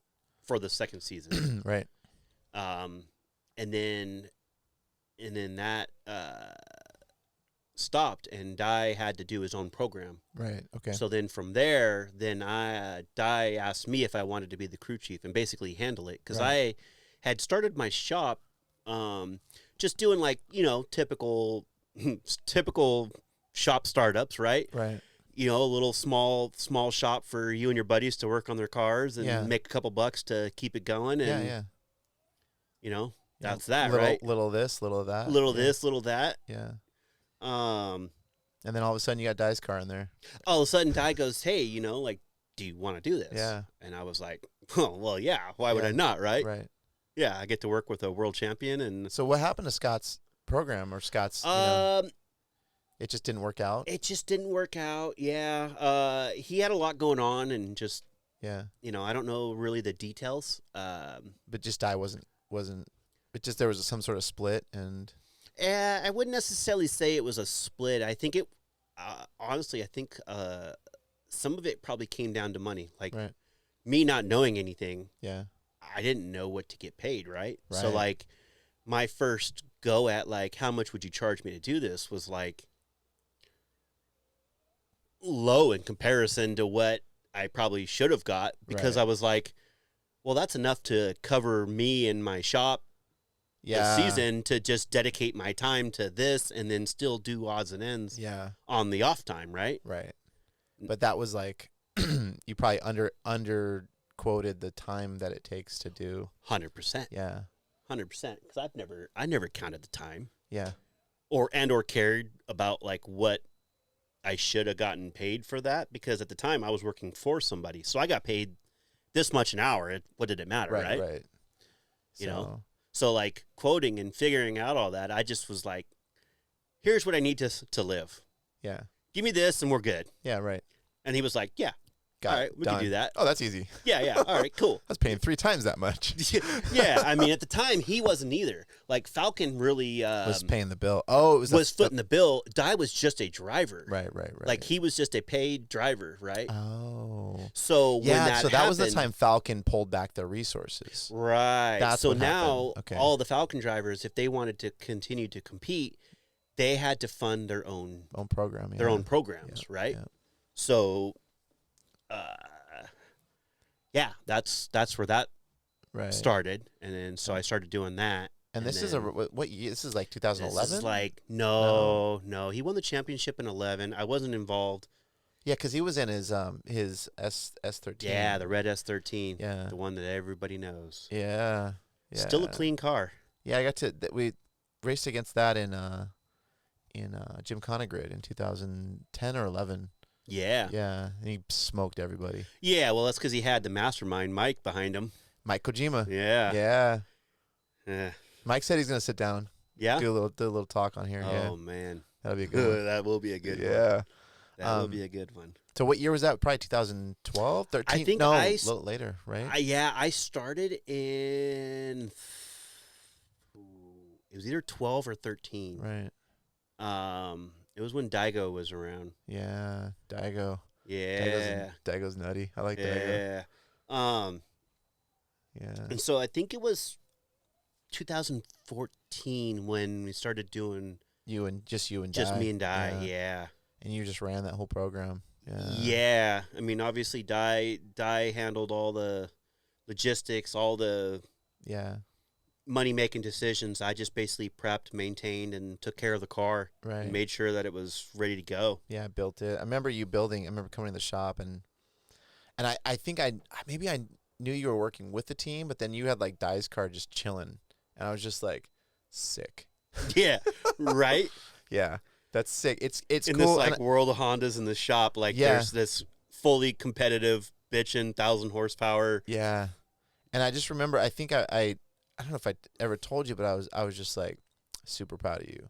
Like I'm like proud. It's Thanks, like man. proud of you, all the stuff you've done, but it's like proud to see you doing such amazing things and high level motorsports, and like, you know, from where we came from, like trying to figure out how to put a LS motor with a VTEC head on it You're right. to like, you know, like running from the cops and, you know, just Yeah, all that stupid stuff, and then now Now you're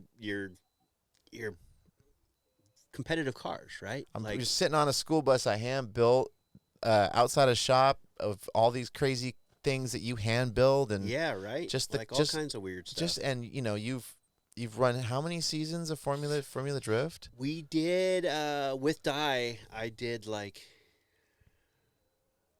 eight or 9 seasons. Yeah, because I came into it with Matt Van Kirk Yeah. and started running with you guys, and we were just, you know, we're like a Pro 2 team, but it was like just cool to see you, even though we talked for maybe like 35 seconds.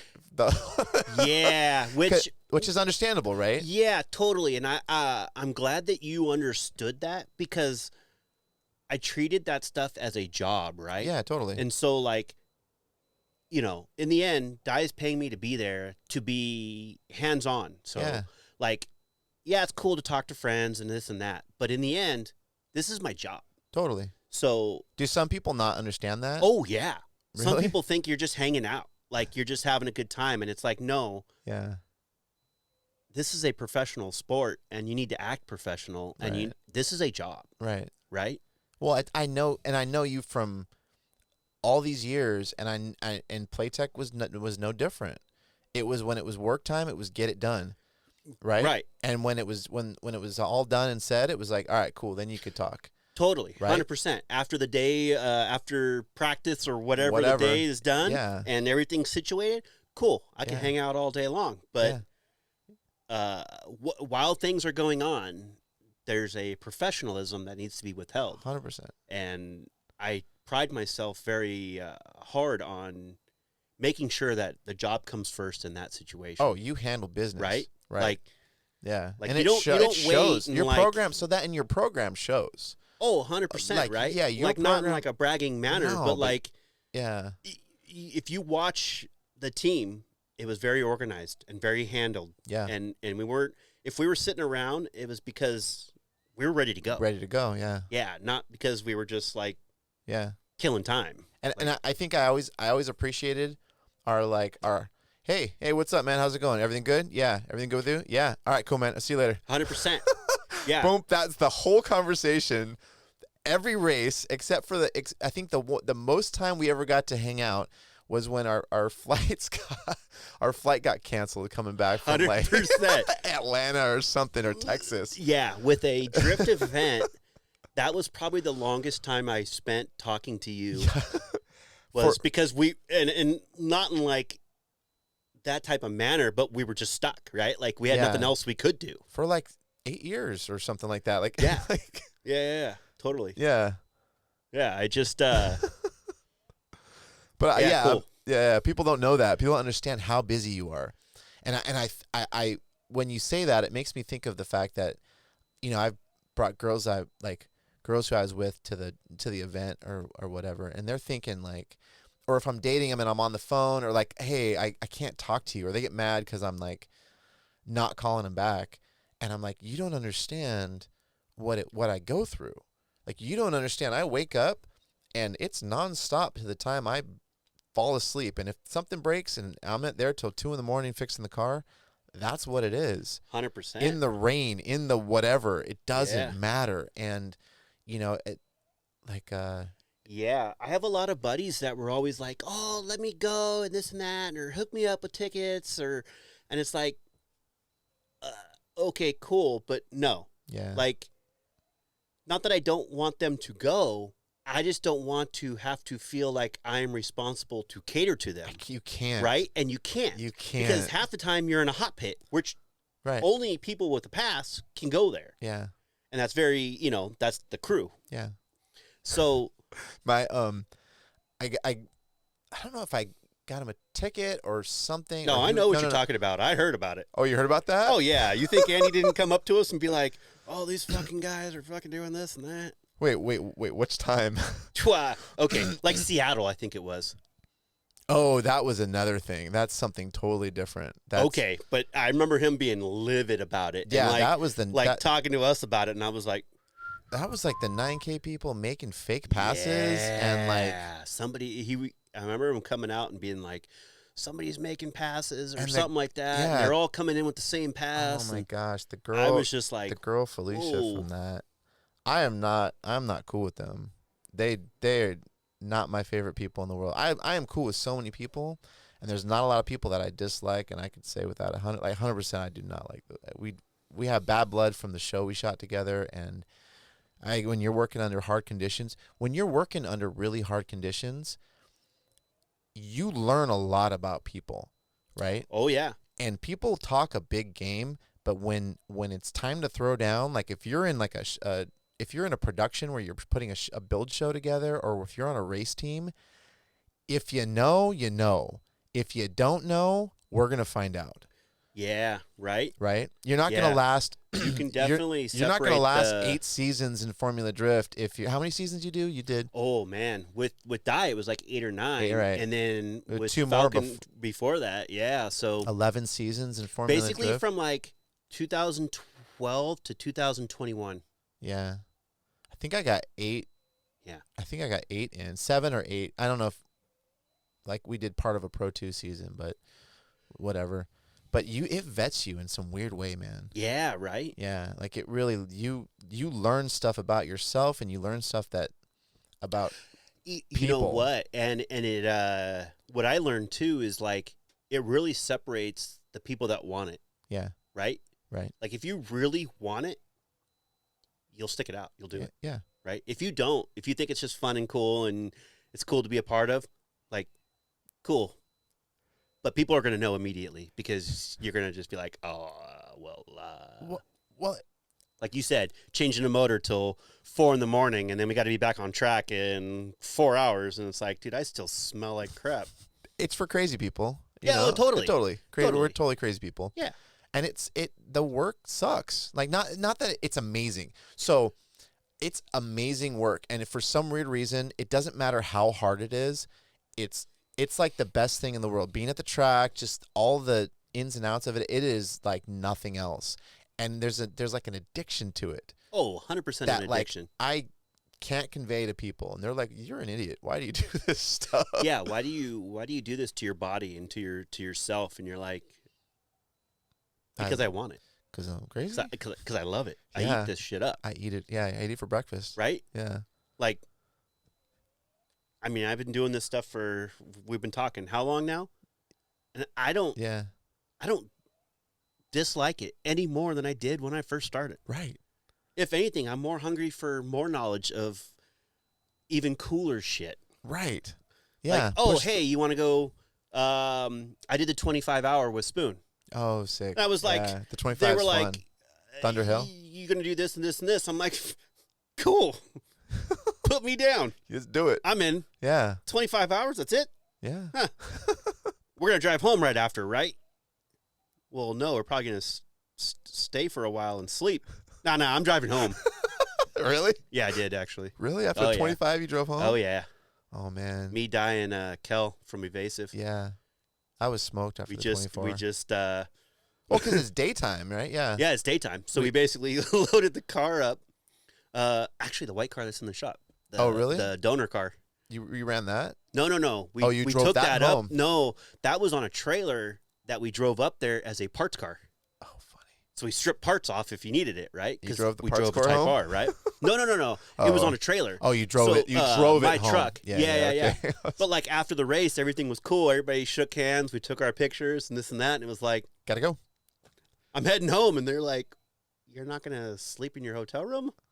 It's daytime, you know? Yeah. Like, I got to go. Yeah. So the three of us like daisy chained home and let Yeah. each person get like a little hour nap. A little cat nap. A little yeah. cat nap. Yeah. Yeah. Anything go wrong? Anything major go wrong at the nothing if you didn't No. strip the parts car? No. That, no, everybody else stripped the parts car. Right. Like one guy, the exhaust was too loud, so he stole the exhaust. One guy broke a motor mount, so he stole a motor mount. One guy did this, so they took this. That car worked flawless. Right. Flawless. Never missed a beat. Damn, that's awesome. That was It's all probably in one the of prep, though, right? It's all in the prep. Yeah. So that car was actually my car. What? That was my white Type R. Really? Yeah. So the Spoon 25-hour car is my white Type R. That's how come I have the blue one now. Yeah, I basically sold Aaron Go Tuning Spoon. Yeah. I sold them my white car to build the race car, Right. and I bought the blue one because I wanted Yeah. a blue one instead of the white one. That's cool. So yeah. I got to drive in you took me for some laps in the white one at Button Willow, I think. I think it Was it Button Willow? was or Button was it Willow. That was Button Willow. All right, yeah. It was like you and Scooby from PCI or Brian.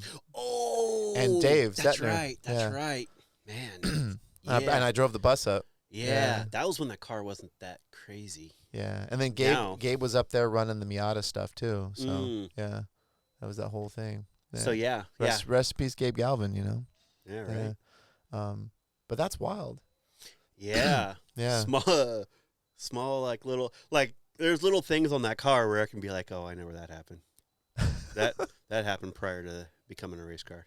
Oh, really? Or just, you know, like, Yeah, not yeah. anything crazy, but just like, Well, you know it intimately. So I know it yeah. intimately. Yeah. Yeah, Right. the 10,000 miles I had prior to becoming a race car were driven by me Right. or my wife. Yeah. And you guys went hammer down. Oh, yeah. Canyon running. I wonder if I got a video. I think I got a video. Did I get in-car in that? Maybe. I don't know. I'll have to look. I had my GoPro out, so I might have some in-car I can put up. Yeah.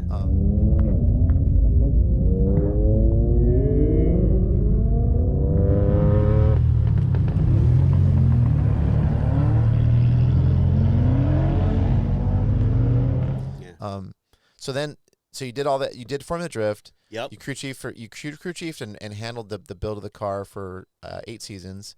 And Yep. Mike Kojima's on the team too, right? Yes, he's the spotter. suspension engineer and the spotter. Right. For most of it, yes. And then Dai decided to stop doing FD. Yeah, but competitive drifting. Competitive drifting, but you guys never stopped moving. You guys worked just as hard throughout. No, yeah, we still have very similar stuff going on. A lot of demo stuff and Pikes other. Peak. You guys do Pikes Peak. Yeah, I don't necessarily help with that situation. That's handled usually through Evasive Motorsports. Okay. I did build the cage in the Tesla. Right. And I have helped along the way on certain little projects with them with the race cars. Right. Do you go and run the? You don't go and run the car. Okay. No. Yeah. But you do other stuff. You do all the road course stuff, and you do. We do a lot of road course you stuff. You do grid life. Yeah, we did grid life stuff. That was mainly handled through Falcon. Right. And they have all the comp cars. Right. So they use those as the demo cars for the grid life stuff. Yep. That's an awesome thing, man. Yeah.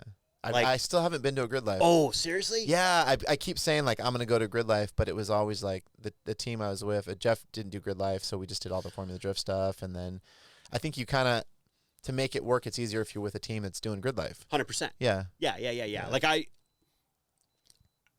like the situation. I don't necessarily know if I would go because a lot of it's out of state. Right.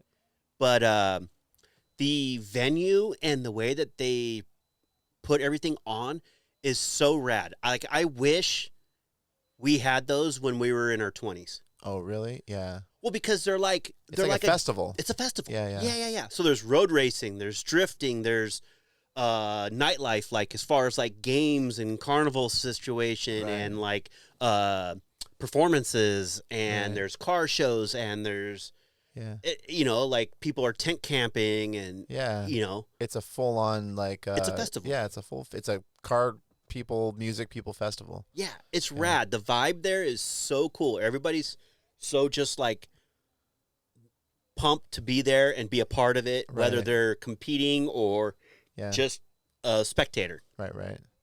Damn, it's just awesome. I really want to go. Yeah. And then Hot Pit's kind of getting like that.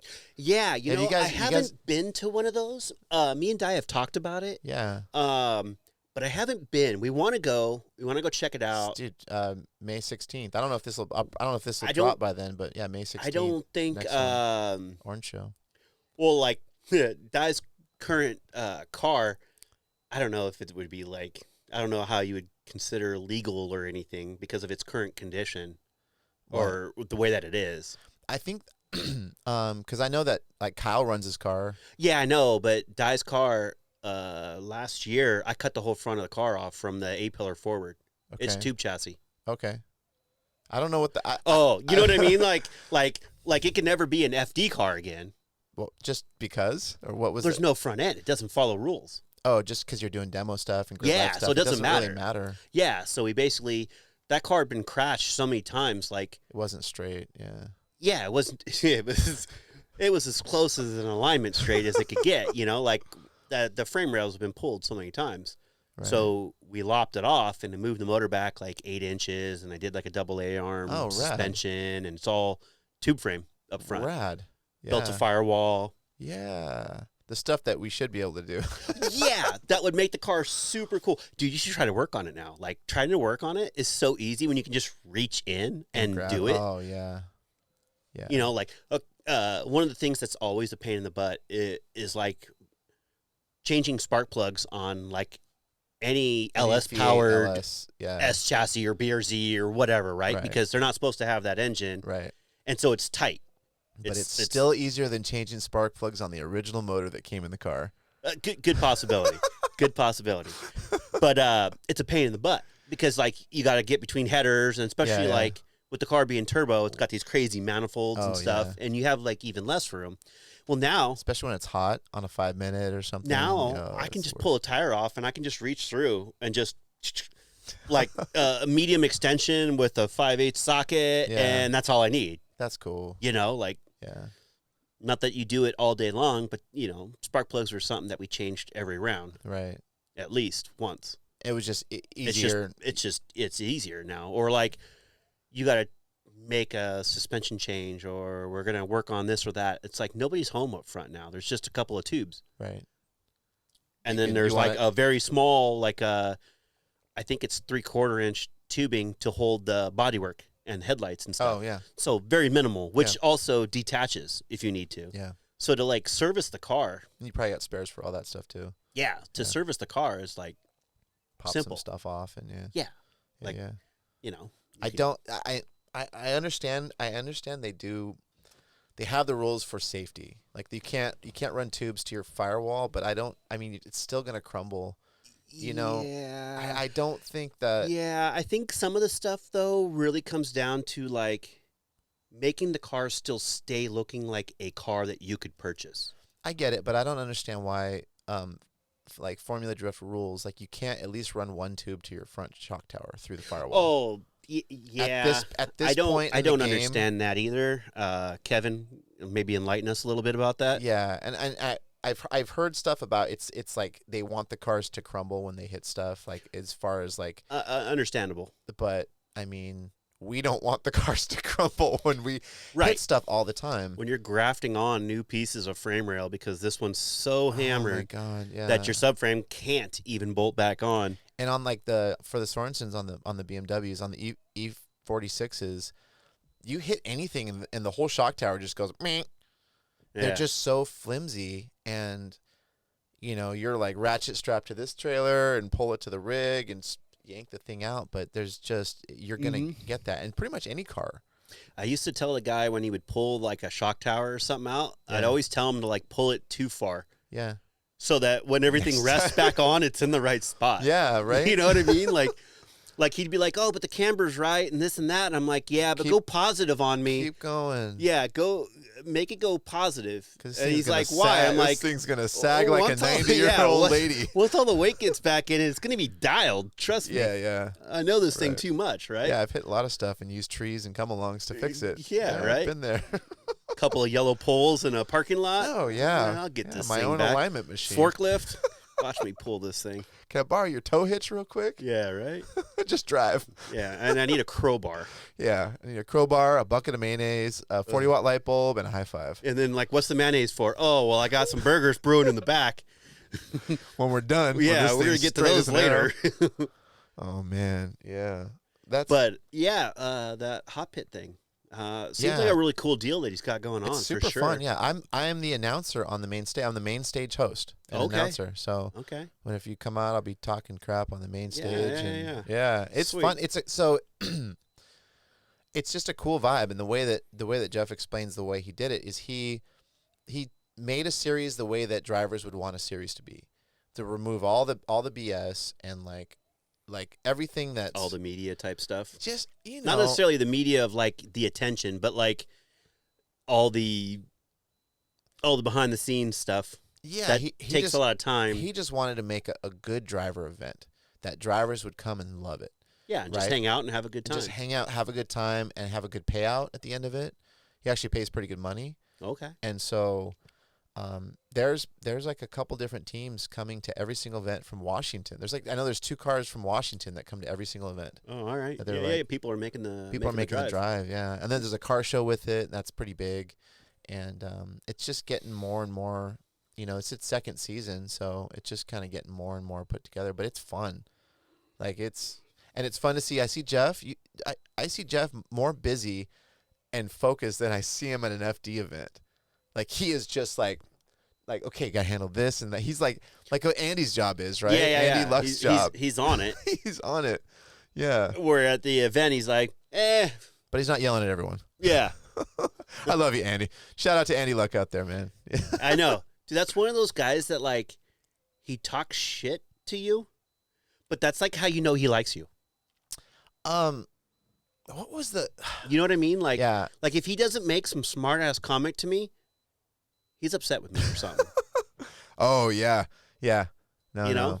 I've known Andy for a long time, and when we came in with Matt Van Kirk and Matt and the whole team, they're young. They were young, and I'm like the old dude. You know what I mean? And so they're doing dumb things, and it's that thing. He had some beef with Ryan Littrell and like all this weird stuff, and so I was in the car, and everyone's afraid. Everyone's afraid of Andy Luck, right? You know this. Like people who don't know him are like afraid of him. Like Yeah, because you know what his position is, right? Well, I know what his position is, and I respect it. Right. Right. And Right. so I got these kids who like, it's herding cats, and it was it was for a rookie team, and everybody meeting each other through online gaming. That's how everybody met. That's how we got Nick Novak on the team, is because they online game with Nick Novak, and and he would come on the team, and he didn't know really a lot, but he loved drifting. He wanted to be a FT driver, and he just came and helped out. And now here he is. Killing it. Yeah, right. Yeah, killing it. Right. Shout out to Nick Novak out there. Proud of you, that brother. guy's doing some good stuff. Yeah, Man. and I still watch. Yeah, I know. Every Same. event. And like qualifying, it's on at the shop. Yeah, good. Every Friday. Yeah. Well, every Friday that it's on.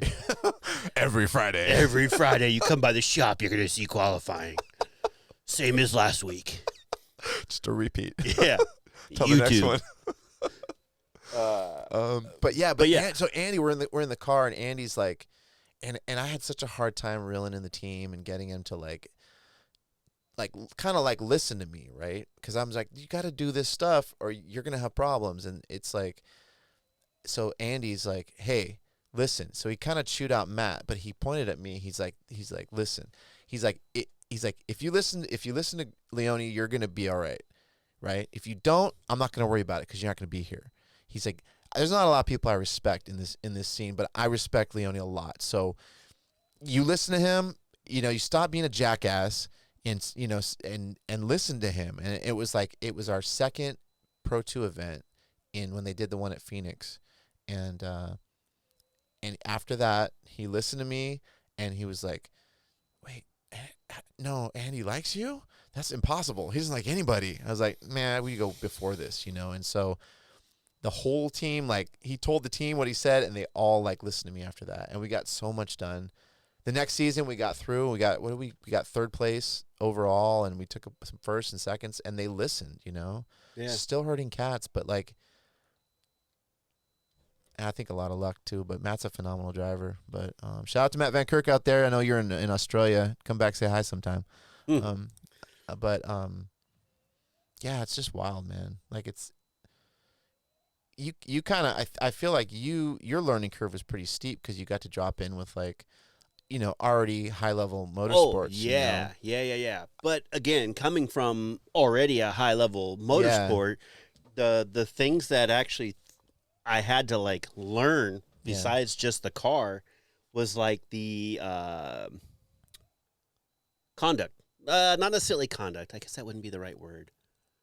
The rules. What can I do and what I can't do. Right. On more than one level. Right, because like off-road, anything goes, kind of like. Yeah, I'm wearing shorts. Yeah. And a T-shirt. There is no. Sometimes no T-shirt, depending on how hot it is. Right. Where here it's like you got to wear pants. You can't do this. You can't do that. You got to have this hard card. Yeah. So there was like all these little things that I didn't want to get caught up doing because I didn't want to have a problem and cause any type of scene for the team. Yeah. My story's different because it was a rookie team and a bunch of kids. Yeah, and I already came into guys that already knew what they were doing. And we did dumb stuff. And they did dumb stuff. We kind of did dumb stuff. Like, we got away with some stuff, And I think we honestly, we got away with some stuff. And I think I pulled weight because I knew all the guys. I knew Ryan, and I knew Jim, Ryan from Hot Print Nights, and Jim from IDRC, and all these. I knew all the guys, So, and they were looking at me like, shake their head like, they're a bunch of idiots. And I was like, they're young. I would just say, like, they're young and they're trying. Just give them a chance. They'll do well, and we did better. But it was fun, man. it's just, it was a little more a lot more laid back and fun. And then getting onto Jeff's team, Jeff is way vetted, you know, and it's like, it was fun. Jeff's fun and has fun, but he seems like a really fun guy. Really every fun time guy. I've interacted with him or anything, you know, he just always seems like a good time. Oh man, he is that way. He's like one of those guys that, like, even doing everything from Dai, I still rooted for him. You know? Yeah. So like, whatever, you want him to do good because you're just like, who doesn't like this guy? right. He needs to win. He needs to win. Yeah. He is, the way you see him in public is the way he is in private, with his wife, with his fans, with his friends, with his sponsors. He is 100% authentic Jeff Jones, and I love him for that. And, totally. and I like, mean, he portrays that guy. Like, I mean, not portrays, because obviously he is that guy. he is that guy. Yeah. Like, yeah. You just want him to do good. Totally. Because you just see him and, like, you know. Yeah, it's such a fun team to work with, and then I got on the Sorensens, and they're a big team, and it's a family team, but they are a big team, so there is more T's crossed and I's dotted, and it's a lot more, but they're running at a higher level, you know what I mean? And so I can only, like, that's the way you ran, and it's like you learn a lot more. I think I learned the most being with the Sorensens, and so, you know, I can only imagine how quick your learning curve was just coming on a team that was already like doing that high level stuff. Like super top caliber, right? You were on the right side of like the numerous railroad. numerous champions Yeah. are on your team, so it's Right. already sorted. It's sorted, yeah. Yeah, you just need to come in and figure out where your place is. Yeah. Yeah. Yeah, that's Pretty awesome, much. man. Yeah, that was an interesting ride. Like, if you'd have asked me, man, shit, even a week before I went to going and doing that, like, what are you going to do next? That wouldn't have been what I would have done. Yeah, because I think I just started seeing some posts with, like, Dai and drifting and on your feed or something, and I was just like, what the hell's going on? Right? Like, Yeah. at the time, you know, I'd go to Long Beach because, again, I like it. Yeah, Right? right. Prior to working in my involvement with it. Yeah. So I would go to Long Beach because obviously it's close and it's a Yeah. cool venue and Right. everything else. So, like, coming into it, you know, I kind of already knew, like, what was going on, but not what was going on. Right. Like, I knew, okay, they're going to run, they're going to have practice, they're going to do this, the Right. pits are over here, you know, and watching it and understanding how the cars work. Yeah. And my involvement with cars and my, like, livelihood into learning about cars, you know, I already had a good concept of how things work. Right. But until you're in it, you can't. You can't explain it. You can't explain it. No, it's its own thing for sure. So what's so that kind of brings us to now. What's Definitely next? more current, right? Yeah, what's next for you? Man, I don't necessarily know. Like, ultimately, what I'm trying to put some focus into right now is kind of stepping away a little bit from the motorsports aspect of it, Yeah. and just creating parts Yeah. and, like, doing production stuff. Yeah, because you got those cages. You got those. I have those the bolt-in- cages for the Civics Yeah. and Integras, Right. the little bolt-in ones. Cool. And then I have a bunch of suspension components and random stuff for the little Razor 200s, the ones that, like, little kids drive. Well, obviously my kids drive. Yeah. And that's just kind of the start right now, and it's Right. going to be moving up. We're trying to focus on doing a lot of. We're trying to fill the gaps in some things that people want but Right. can't attain because nobody makes it. Right. That's Like the smart. bolt-in cage thing, right? Like, you have a few companies that make it, but there's a lot of cars out there that nobody makes, that we're finding out Yeah. that nobody makes anything like that for Right. it. You know, and there's a want for it. Right. Right. You know, we're getting hit up daily on the web about, on our site about, you know, do you support this vehicle? Do you support this vehicle? What are the ones you're selling? What specific vehicles are you selling Well, for right now we're doing a lot of, like, 90s Hondas. Right. You know, The Civics love, and right? Integras. Love's like where it started, right? Was that the starting point because you're like, I love these cars, I'm just going to build some stuff for these cars? Or did you already have, like, people asking for it? Initially, I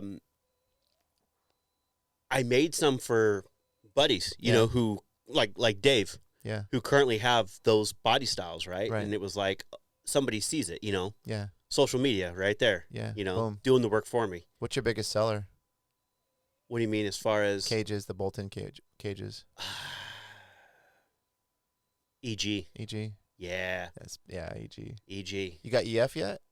Or I do. Yeah. I do. And then we're working on CRX in the next 2 weeks or so. Right. Cool. I've done one in a CRX, but I haven't like. All right. I didn't have enough time with the vehicle to like make a jig and really organize the part correctly. Right. So it was kind of like a one and done. I understand what needs to be done, but I need more time with the vehicle. Right. Which I had gotten hit up by one of my customers that I caged their other car. Right.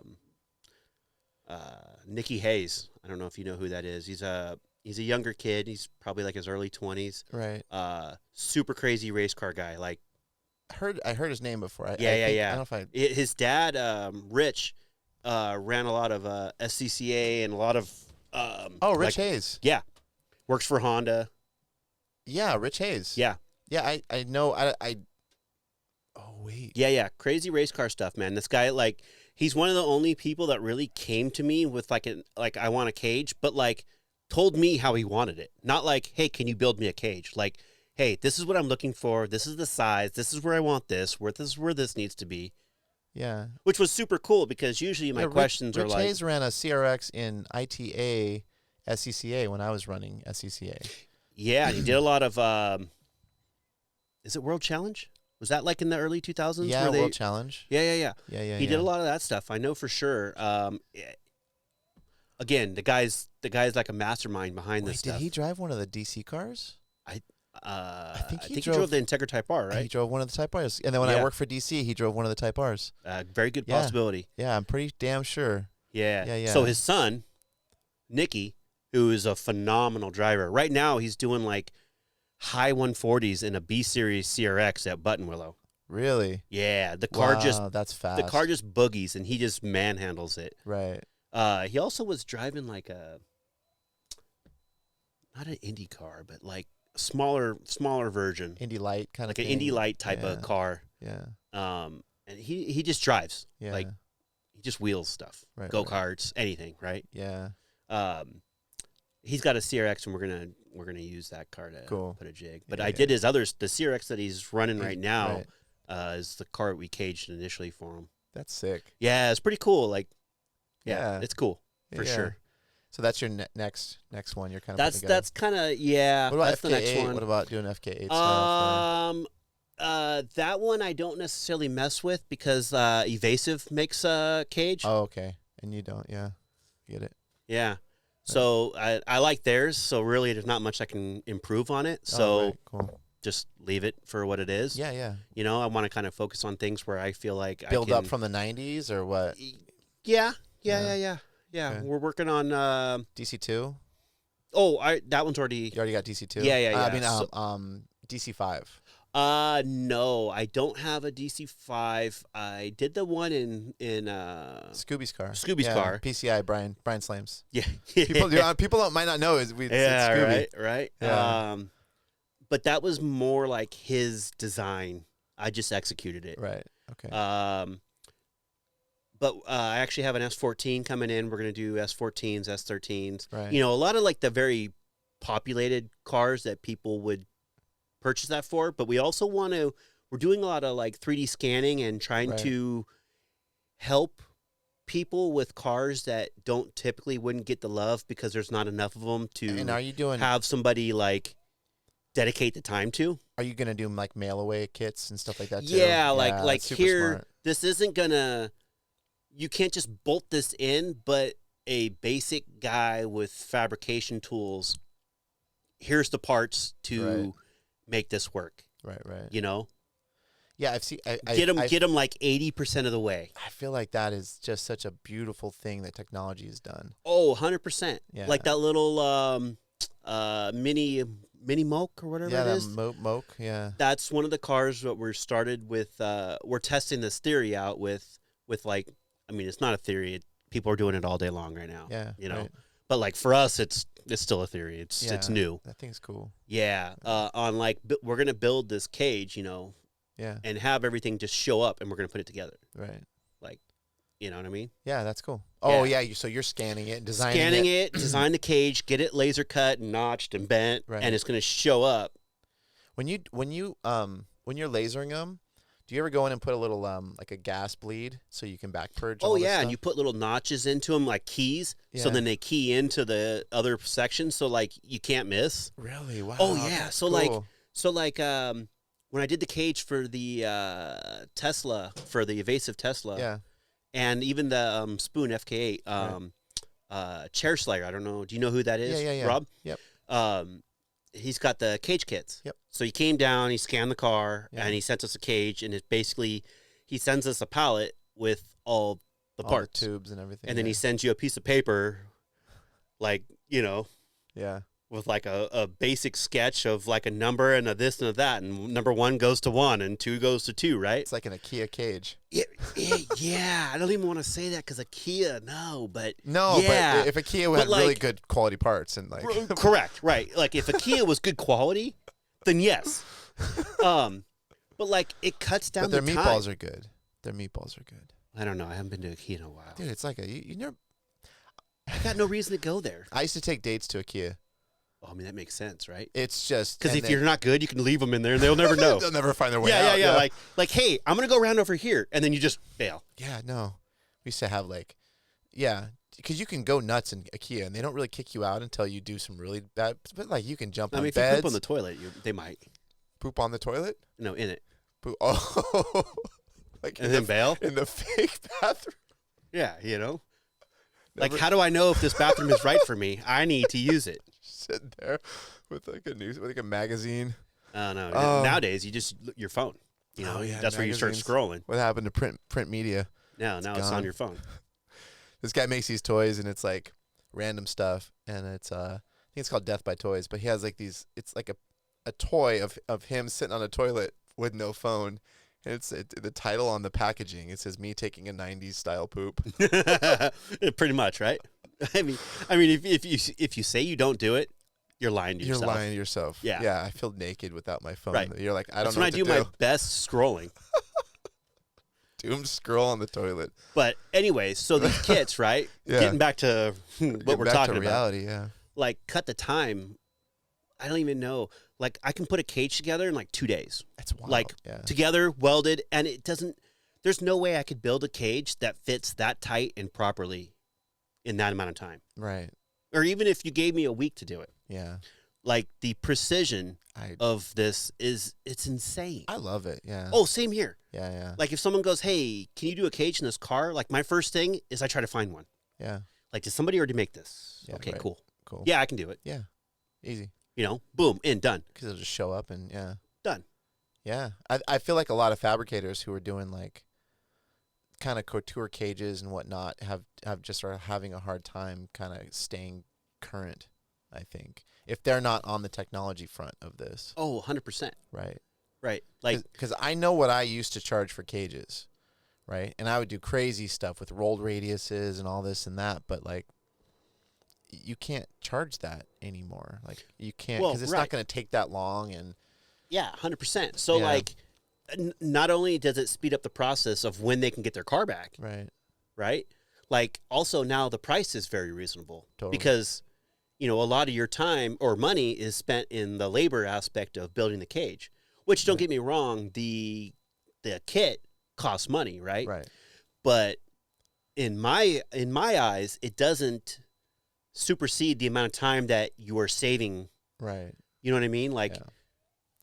And I think the price point's still there for what you're charging for like the labor and the cage. 100%. Like, oh, 'cause it's 100%. like a fabrication price point, but it's not like an exorbitant fabrication. Like if I was to custom build somebody a cage, it's a lot of money. right? Right? You Yeah, run that 100%. fabrication price point for that amount of hours, and it's like, Yeah. Well, the kit, you know, is X amount of dollars, right? But it seems like it's expensive, right? But it's not, because that's with the material. yeah. You have to buy the material either way. Yeah, material's expensive now. The material's expensive. Yeah. So really, it's not that expensive. Right. because it's already done. Right. And these are, I mean, for FD cars, these are like FD spec legal stuff. Oh, If it's like Oh, a yeah. rear wheel drive, Oh, yeah. whatever. And these are like SCCA Road race stuff. spec. Yeah, and, yeah, totally. Yeah. Yeah, I mean, the You did drag- evasive car is running Pikes Peak. Wow. You know, the spoon car's 25 hours 25 Thunder Hill. hour, Yeah. You doing drag None stuff of at all? those. You gonna touch drag stuff? No, No. too many people already in it. Yeah. Mm. You know what I mean? Yeah. Like it's cool, but I feel like to make a name in something, you need to come out with something new and fresh. And in that environment, in what I'm trying to do, there's already people in there doing it. Yeah. Right. So to make yourself that much better is very difficult, Right. you know? Yeah. So I want to cater to the guys that don't have. that Right. that opportunity or option. What else are you thinking? What other chassis are you thinking? I mean, I like the Hondas, right? Like Yeah. we're gonna go with that. I mean, Oh, yeah, that's all of plain them. and simple. Just like knock them all out. Yeah. Yeah, I mean, get the ones. I want to get the cars that are a lot of the guys that are like, hey, this is not necessarily like my daily driver, but this is like my car that I do track days and I have a good time with, and Right. you know, ones that like a roll bar like that would. So you're mainly focusing on the roll bars. You're not. Yeah, I don't want to do a cage, Right. not yet, at least. But I'm you can always- not at that level. You can always add on to. I think Yeah, you're totally. at that level, but you're not. You want people to. You want it to be palatable. I think. Correct. Yeah. Like for, Yeah, for like just if the some end guy user, the weekend warrior kind of thing. Yeah, the guy wants to buy a thing that he can just bolt in. Yeah. You know, simple, done, right? Right. So that's an avenue right there. Yeah. Like that's what I want to provide for. Cool. It's because there's a lot of guys out there with some that's not safe, Right. right? So I want to give people the opportunity to be safe about what they're doing because you know Yeah. anything can happen, right? Anything can happen. Yeah. You've crashed in my car too. Do you remember right that? down the street? Right down the street. Yeah. My CRX. I think one of them. I don't know. Yeah. Yeah. Yeah. Slid Right off. right off. Drove it to my house after. Got Got pulled out by the tow truck and Yeah. drove it home. Yeah. Yeah. He pulled us Fixed up. the alignment at my house. Right. and- Didn't he pull us out? He's like, do you need us to hook you up and tow you anywhere? I was like, nope, I think we're good. Yeah. Later. Later. Yeah. Oh. So yeah, I mean that's kind of where I'm heading right now. Yeah, good. You know, and still doing some of the stuff with Dai. Still helping out on some of the like random projects and stuff. Cool. Still doing grid life? You're going to do all the grid life with them? No, or- like well, I think we're doing like 1 or 2 this year. Cool. Yeah. Yeah. You know, it's fun. He likes it. I like it. Right. It's just a good avenue. How many like, events do you think you're doing, or what's on the schedule? Like 4 or 5 events. Okay. So not too busy, but still busy. Yeah. Yeah, Yeah. there's still stuff going on for Cool, sure. Perfect. Yeah. Yeah, another 25 this year. I don't know. Yeah. Yeah. Whatever. I don't know. Whenever it comes up, you're like, yep, let's do it. Yeah, right? Yep. Yeah. Cool. Yeah. Wow. And that's kind of where we're at currently, right? Yeah. Just doing a lot of the family thing. Yeah. Talk You about know? that family. Let's- Oh man. Come on. Oh man. You got So- a beautiful family. So Kayla Yeah. is my 7-year-old daughter. That's Yeah. everything that a 7-year-old daughter is. Yeah. And she's definitely a girly girl, Right. you know? But I think that's relative, right? Isn't that real? Because Jessica's not necessarily a girly girl. No. My wife is very tomboy, Right. right? Like yes, I'm a girl and yes, I do girly things, but Yeah. I would rather ride the dirt bike. Right. Where my daughter's like, if this thing don't have music and I'm not going to get dirty, then I'm not going. Or you know what I mean? Like like her stipulations to get in the off-road car is like, yeah. Oh man, that's funny. You know, if I can't bop my kids bop, I'm not going. And you're like, where did you come from? Yeah, right. Who did you get this from? Yeah. Who taught you how to do this stuff? Yeah. Who taught you? Yeah. Apparently, you're gonna be spending a lot of time at your grandparents' house. Because then I have the exact opposite. I have Right. Jet, who's 5 Right. and is more addicted to cars than I think maybe possibly I am. That's a little U plus. Oh God, you know. every day. He's got this kid can tell you monster trucks and what series and look at one and be like, oh, that's this and this. And you're like, that's awesome. please, right? Yeah. And like see a car, like a Hot Wheel in like, you know, Yeah. Target or whatever. He's like, oh, I don't have this one. Like, how do you know? I don't have this one. And you're like, psh, I ain't gonna. He knows. Yeah. Yeah. He drives RC cars. He's 5. He's 5. Yeah. He's been drifting in crazy karts since he was 2. I've seen that. The best thing is you put the little tykes like what was the little tykes like I don't know, those little push around cars. What is it called? A little mini car thing with plastic doors, and it looks like it's a the Flintstone. Cozy Coupe. It's got the license plate on the back. It's the Cozy Coupe. Yeah. So Somebody told me that is the #1 selling car in the world. Really? The Cozy Coupe, because everybody has one. Everybody has one. Yeah, you're right. I was about to throw ours out, and then I was like, and then I got an idea. You grafted it to the crazy I cart. built a chassis. What? Yeah, that's not even on a crazy cart chassis. I custom made the chassis because the cart. The Cozy Coupe doesn't fit dimensionally on the crazy cart, right? Because of the way that you sit and where you're at, right? Yeah. So I custom made a chassis. So he drives that thing, and it looks so sick. It's the funniest thing. One of the funniest things I've ever seen is because you see this Cozy Coupe, and you think like originally you think, okay, it's like kids put their feet on the ground and Flintstone it. But no, this thing's fully drifting. You're like, what's going on? Right? Like he'll set it sideways, the door will fling open, and he's still sideways, and he'll like click the door back and like, oh yeah, you know, I got this. It's so cool. Oh yeah, you know me. That poor kid. I can't. Yeah. So my backyard has a lot of concrete, and we just do crazy carts and all kinds of crazy stuff, right? And this kid knows no different. So. Like, if one thing COVID helped out on, it's this kid's driving ability. Yeah. Because he was at home. Yeah. Drifting. In the backyard. Drifting. Like, the whole time. I don't care what you're doing. Get out back. You know? And so I got the crazy carts because I was like, oh, this is cool and easy. And, so you get us all out there, and we're just, like, running with this kid, right? And he's like, he was 2 when he started on the little one, but then he moved up to the XL. more normal size. No, the little one. Most people don't know this one. It's red, and it's like barely bigger than like a Del Taco tray. Oh, really? They have a tiny one? Tiny one. They don't make it anymore. Oh, man. So then he moved up to the smallest of the normal ones. Right. And, you get a bunch of us. Do you have an XL? We have an XL. Yeah. I don't ride it. The XL to me is not fun. Really? Yeah, it's too big and like bulky, and like the length of it, the way that it pivots, is just not as cool as the little ones. The little ones snap. Yeah. The like transitioning, like all the stuff about it is just like really good. Right. So, but we're all in the backyard. I mean, we got like at one point I had like 6 of these things, right? Like 2 XLs, 4 little ones, yada. Yeah. And we just run the batteries out of these things all day long. Yeah. And this kid's like 3. Yeah.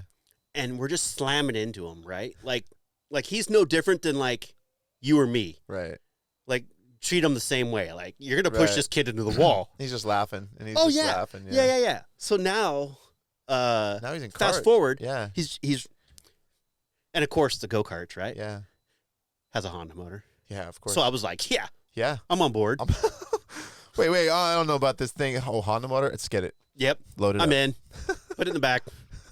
So he started racing go-karts, and now, like, his ability and stuff. He's in a kid kart, right? Kid kart. Kid Yeah, kart, it's a 50cc spec motor. Yep. It's HPD supplies the motors. Sick. Sealed, can't do nothing to it. Yep. You just run what you brung. Right.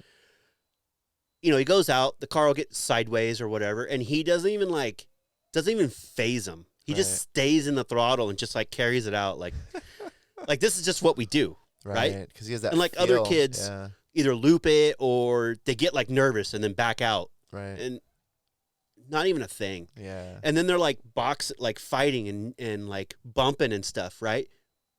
Doesn't even phase him. Yeah. He's used to getting like ran off course. Yeah. Other kids back off. He's still in it. Yeah. Doesn't care. So he had his first race, right? He had his very first actual race. Yeah, a couple weeks ago. Yeah. And then he's racing again this weekend coming up. That's awesome. Yeah, we're just trying to get some experience. Yeah, I mean... yeah, I mean, he's 5, right? He's 5 and living the dream, right? We had to wait because you have to be 5 technically to race. Oh, is that why it took... He's been 5 for like 2 years, according to the tracks. So he's been doing the karting thing since he was like 4. Right. You know, He's just the getting world's seat longest time. 5-year-old. Yeah. Nobody asked me for a birth certificate. Yeah. So when they do now, he's legit. Like, I can be like, oh, no, he's 5. Look. Right. He's 5. Yeah. So, yeah, he's loving it. Yeah. He's eating it up. It's super cool. Super dad moment when he started racing, because it was like seeing him out there fighting with people and like trying to be aggressive and win. Yeah. You know, it's like, man, I love it. Yeah. Right? Like, proud dad moment. Totally. Like, like, you know, I didn't tell my wife, but like I was tearing up behind my sunglasses because I was like so happy and proud of him. I was like, yeah, dude, you're getting it. Like you love this. It's the best feeling. Best feeling. Right. Because you see, it's like you can relate to that. Right? Oh, 100%, because it's cars. But you know the lineage of what you've taught him to get to that point when he's out there and you're like, yep. Right? Yeah. Like at 3, I had him running it's a Polaris Razor 170. It's a little off-road buggy. Yeah, I've seen that. That's cool. Yeah, so he was driving one of those, you know, out in the desert. Yeah. And now he's 5. He has the Polaris just came out with the 200. That's the one that's in the shop. And they drive that thing, and it's like, he's gonna be unstoppable. Yeah. Yeah. No problem. Yeah. You could build all his stuff too. Yeah. You know, super cool. You think you're gonna get him into drifting too? I would like him to. Yeah. I mean, at least I would like him to be well versed with off-road and road race and I mean, because I feel like drifting isn't necessarily used in like road race stuff, but I feel the fundamentals and stuff are something that you need to learn to fully understand how a car works. Right. Right. When things go wrong, that is drifting. Right. It's a controlled slide. It is. Yeah. That's true. That, like, if you know how to drift, you're going to be a good driver in every aspect of motorsports. Yeah. If you're comfortable with an out of control car, that'll help you go places for sure. I think the only thing that would be a better driver is if you're really good in an off-road car, because you drift an off-road car. I mean, how you drove the off-road car before you got a drift car. And and how you were ready to go as soon as you got in that thing. Oh yeah, instantly. You just got to learn the mechanics of it, and then the concept is, you know, the comfortability of sliding a car and stuff. You just, excuse me, like once you learn the grip level, it was like. But off-road stuff has another level because it has pitch. Yeah, it's definitely different. It has its own situation where, like, sure, you might be a super good, talented driver, but there's a natural talent for seeing things and understanding stuff, because, like, in off-road, the tracks aren't paved, so you're not going to hit the same corner. Right. Yeah. Ever again. It's going to be different. Your level of adaptability has to be huge. Yeah, your adapting is constant, right? This boulder was off on the left that time around. Well, the next lap it's in the middle, and you got to instantly like react. Yeah. It's figure out your next move. It's high level processing. It's high level processing, right? And you're constantly like looking far, looking close, looking far, looking close, looking far, looking close. Right. And so I feel like it makes you a very well-rounded. I feel like if you have the ability to high level process, those are like the only moments that make sense in life. Mm-hmm. In some weird way, like when you're even like crewing an FD car, it's all high level processing. You're running, you're in there, a 5-minute call. Oh yeah, it's the best place to be in the world.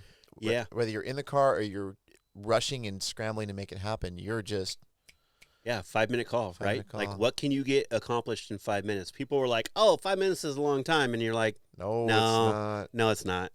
But or like how much can get accomplished in 5 minutes? So a 5-minute call is in Formula Drift. If you something goes wrong with your car, you can call a 5-minute, 5-minute timeout essentially. One per event. One per event, right? And you get 5 minutes to fix whatever you need to fix, right? And that's it. And things go wrong all the time. And Oh yeah. and it's just, each 5-minute call is its own story. I was just gonna say that. Yeah, Right. It is its own. You can tell a very long story on a 5-minute call. A 5-minute call is an hour story at It's least. an hour story. Right. It's wild. Yeah. Yeah. Just on like going back through like what went on and what happened, what you did. Right. It's an eternity. Right. Yeah. That's actually one of the cool things I liked about drifting. That it was a very good carryover from off-road that I don't see in a lot of sports is the camaraderie. Like in a 5-minute call for a certain team, you will see other team members from different teams come over to assist. Right. Some way, somehow. Right. Right. Yeah. Whether it's getting you that wrench so that you don't have to move, Right. or getting in there, throwing a and tire on, like or getting in there and fixing stuff, depending on the Oh, team totally. relationships. oh it's man, like, you know how many I know how many man. 5 minutes I've been involved in that had nothing to do with the cars that I was there for. Yeah. Even teams you're going, all the time. teams you're going against. It's Oh, like, totally. I remember fixing a car and I had like 5 hands coming in, Right.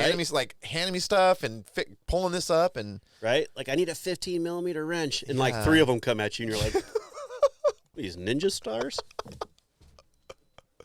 yeah, exactly. I don't know who handed it to me, and Yeah. it wasn't any part of my team, No, but I know. somebody did. Yeah, like I'm hearing voices of people who's this guy with this very large beard? Like, what was it? Like? Yeah, right. I've never seen you in my life. Yeah, but thanks. Thanks. Yeah, that's a very cool aspect of drifting. Yeah. I I feel like import drag racing kind of had that vibe too, and motorsports, Yeah. like road racing, not really. You have teams that are friends with teams. Yeah. So there's kind of like hey, we're gonna pit together for the assistance of additional bodies, Yeah. right? But then drifting is like, But that's it. drifting is homies, man. It's family. Right? Like all the teams are like, you can go up to any team and be like, hey, you got this. And even if you aren't really cool with the team, you can be like, hey, you guys have this, and you feel comfortable asking them, and they're gonna be like comfortable being like, yeah, we got it, or whatever. And it's just like, No, but so and so does. yeah.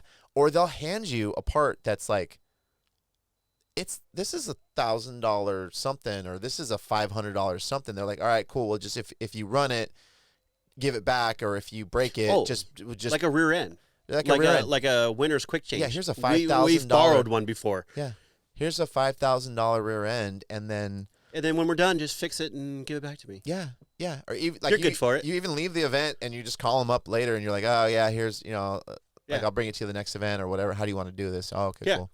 Yeah, it's awesome. It's crazy. Yeah, it's crazy. Yeah. Yeah. That's definitely one of those things that Well, we're crazy it's cool people. to see. We're all crazy people. We're a family of crazy people. Yeah, that 100%. all do crazy. Yeah, yeah, Yeah. That's cool to see. yeah. So what's any advice? Any closing? Let's give some of this younger generation a little closing man. advice. Like if anybody aspires to do what you do, or to live that kind of lifestyle, what's some words of wisdom you're gonna throw their way? Oh man, I would say honestly, don't give up. If you truly want to do it, do it. Right. Don't go half-ass. I feel like a lot of the success that I have had with this is because I want it. Times suck. Yeah. They just, you're going to have some times where it's down. Yeah. But in the end, there's going to be more ups than downs. Right. If you just put your head to it and do it. Don't quit. Yeah. Yeah. And learn. Yeah. Take the opportunity to learn. Don't just go and research it and then go, okay, cool, I know about it. No. Yeah. Get your hands dirty. Learn. Figure it out. Yeah. Go watch a race, be a part of it, Yeah. help out. Don't ask for money, just help out. Just be a part of it. See how Yeah. it works. Yeah, what would you like? Because you have a shop. What would you say? Because I get this question a lot. Is like, I want to get into the scene or the industry or whatever, or work at a shop, right? And I tell them some stuff, but what would you say to somebody who wants to get a job in, like, I tell them go work for free. Yeah, you know? no, seriously. And it sucks because obviously you got bills to pay, right? Right. But that's like a for sure sign of somebody that wants to do it, Right. is that they're willing to work for free, Right. right? Because If someone comes in with no experience and goes, oh, I want $30 an hour, yeah, kick rocks. yeah, kick rocks, kid. Right? Right. But like, hey, I don't have much experience, but I have time. Yeah. Okay, cool. Yeah. You know? Because somebody that's doing a lot of stuff isn't going to take the time away to teach somebody because Right. it's not making them money, right? Right. Right. Especially if you have to pay that person also. Right. Nobody wants that. Nobody wants that. Because you know what's going to happen when you've got that guy to a good level. Yeah, he's gonna go work. He's going to go work somewhere else. Right. Right. Like, and that's just kind of the way it is, and that's shop life. And I don't think a younger generation is realizing the value of education. Like, if you go to college, you're paying 30, 50, 100 grand for an education, right? Right. This stuff you can't really go to school for. There are some schools, but they're going to teach you the very surface of it. And a lot of people that are successful, you will find out are self-taught. Right. You know, Right. people that maybe have some school experience. I mean, even such as myself, right? Right. But really, what taught me the most is the dedication to doing it Right. and the Like, putting in the time. What percentage of what you learned at like Rio Hondo would you say is applicable today? Even I don't know, maybe 30%, Right. 20, 30%. The rest is. I feel just- like the stuff that I learned in school was a lot more of like the educational side of being able to talk and write and read and speak with others with like confidence. And you know, a lot of people now can't even write, Right. you know. Right. Right. Right. I feel like I did learn a lot of things and a lot of theories which helped me out, and Like a professionalism, right? yeah. Yeah. But the actual knowledge that I use from day to day doesn't stem from that. Is from application, from your application. Yeah, is my learning of the last Yeah. 20 years Right. of how things work. So yeah, so that's the advice, right? Is if you Yeah. want to, if I you mean, want that's to my learn, advice. if you want to learn, don't quit, Yeah, right? 100%. and you got to do it, right? Yeah, and you got to go in all the way. Right. Like, don't just be like, maybe this is what I want to do. No, either it is or it isn't. Well, yeah, and you'll find out. Yeah, true. Go hard. Go right? hard. Yeah. Yeah, and don't be scared. Ask people. Right. You know, like Don't be scared to ask people. yeah, like we all didn't know Right. at some point, right? Right. But we had to learn. We had to ask somebody. Right. Be that person. Ask questions. I don't. Yeah. The internet is not the perfect source for every answer. I come from a time where there was no one to ask. We come from a time where there was no one to ask. So Yeah. now that you have resources, ask. Right. Like not free advice, but free advice. I love when people ask me stuff. Oh yeah. Like, I love it. Like, I get asked random stuff sometimes, and you know, people are surprised when I like answer them. They're like, "I'm surprised you answered me." I was like, "Well, you messaged me."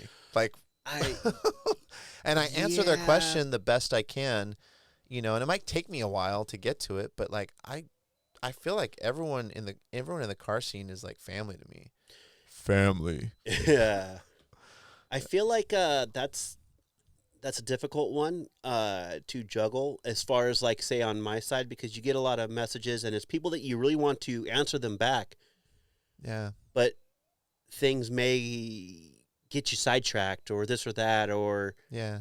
you know, and it's like I try to answer the questions in the most informative way Right. so that A, I have told you everything that you should need to know, Right. and B, now you have a better insight in why and what, Yeah. right? Like Right. if some guy comes to me and goes, "Hey, I want a cage." Well, cool. Cool. What do you got? What are you trying to do? Yeah. What are you going to be using it for? Right. You know, all these little things determine The way you what kind of proceed. cage, right? Yeah. The next question, which is, well, what kind of cage do you want? Yeah. Like I understand that maybe you don't necessarily know what you want, but what are your plans with the vehicle that is going to be caged? Yeah, what series are you running? Yeah, What- because what like type of this or a that. drag car cage is a lot different than a road car cage. Right. So do you ever get people who are messaging you or talking to you about something, and this happens to me sometimes, and I'm listening to this person, and I'm always kind to them, but I'm like, this person has no idea what they're talking about. And there's just like, there's a certain person who they want to talk about stuff, and they want to say what they're going to do some stuff, but you're looking at them like, you have zero idea of anything right now. Like, but where they're talking this big game, and you're just like, Yeah, you get a couple clue words where you're get a- like, okay, yeah, you don't necessarily know what you're talking about. yeah, You know because you've read it somewhere, but you don't really know. right. I call them fluffers. Yeah, I feel like that happens a lot, and it's tough because you got to feel them out to figure out if that's the case or not. Right. Because sometimes they just don't know, Right, like plain and simple. right. And that's just I don't want to say a lack of education, but like education in the sense of what they're asking about. I think it usually, my clue words are lofty dreams. Like, I'm gonna do something that's like, no, you're not. Where in your mind you're like, no, you're not. Yeah, like I'm going to build the fastest CRX in the world. And Yeah. you're like, yeah, you and like, I You're- don't know, however many thousands of people You're else. 19. What? And you're Yeah. or what? Like Yeah, yeah. in this Hey, generation. so have you seen that? I don't remember the guy's name, but the guy built that FRS, that kid. It's got the 8-in-1 header LS, and it's like cantilever rear suspension yeah, and it's like a stuff. black one. Yeah. Yeah. You know that kid's really young, and he like hand fabbed everything. Yeah, I saw some of the build when he was doing it. Yeah, Yeah, I love it. yeah. Same here. Yeah, I saw it at SEMA. Same Yeah, here. yeah. Like I feel like for the age of the guy, yeah, and for hand fabbing everything, yeah. and It's amazing. it's amazing. Yeah. Totally. Right. Well, we're in that generation. We're in the era, and I love it. Where we see everything, right? So if somebody's doing, and I think it's because we see everything, people now have the perspective of like, I'm gonna do more, right? And so because we have access to everything, right? People now are really leveling up, right? So now it's like, oh, I'm going to build whatever, you know what I mean? Like, it's really crazy stuff. And Yeah. it's But just it like, has to, right? yeah, it has to. Yeah. Yeah. I love it because it's now pushing me to, I mean, this is crazy. This bus is crazy. This is, you know. Oh, totally. And it's I mean, like, it's like I've had a dream about doing something like this, but never put it into actual right. work. Crazy people. We're crazy people. Yeah. You've built but- crazy stuff, and Yeah, but this thing's insane. But It's super cool. but I look at all of that stuff like, wow, you know, and I look at it through those kid eyes, you know what I mean, through those like eyes of wonder, where I'm just like, yeah, and that's my inspiration, is when I see people doing stuff like that, because I still have projects. I got crazy stuff I don't even show anyone. You know what I mean? That I never finished because I don't know. I ended up putting all my life into a school bus for the past 10 years, right, you know? And right. so, but, you know, NFD teams or whatever. But now it's like those people building cool stuff. Like, you build really cool stuff, and I love seeing it. And it's Thanks. always inspiring. You know what I mean? Like, I build cool stuff and you build cool stuff, and it's always been really cool to see your evolution, because it's just from your like sheet metal work, which was phenomenal. You know what I mean? Like, it was just all the panel work you did on the off-road stuff, to all like the A-arm stuff. I remember you were building those those trail knuckles and like all this really cool stuff, and it's high level, man. And I am really proud of you for seeing that, but it's inspirational, you know, because, and I remember I built some stuff, and I don't know, it was like an A-arm or something, a boxed A-arm, and you're like, that's that, yeah, man. You Yeah, know? right? And Right? That's like that next level stuff. yeah, and so now we're in an era where we have access to be inspired by this next level stuff all the time. Yeah, the inspiration, right? Yeah. Like if you look at my Instagram feed, it is so all over the place, right? Right. You'd be like, what do you like? And it's like, I like it all, Right. right? And I don't even Everybody's doing something cool, and I and take a you- little bit from here and a little you bit don't from even here. post enough. Oh, no. Like, the totally. cool stuff you do, I would love to see more of that on your feed, man. Yeah, too bad I can't. Oh, some of it you can't. Huh? Yeah. But other stuff you can, right? Oh, totally. I just don't act. I don't act on it very much. I suck at it, and So think about that. I'm more into the doing than the posting I about understand, but I can honestly go without posting for like months.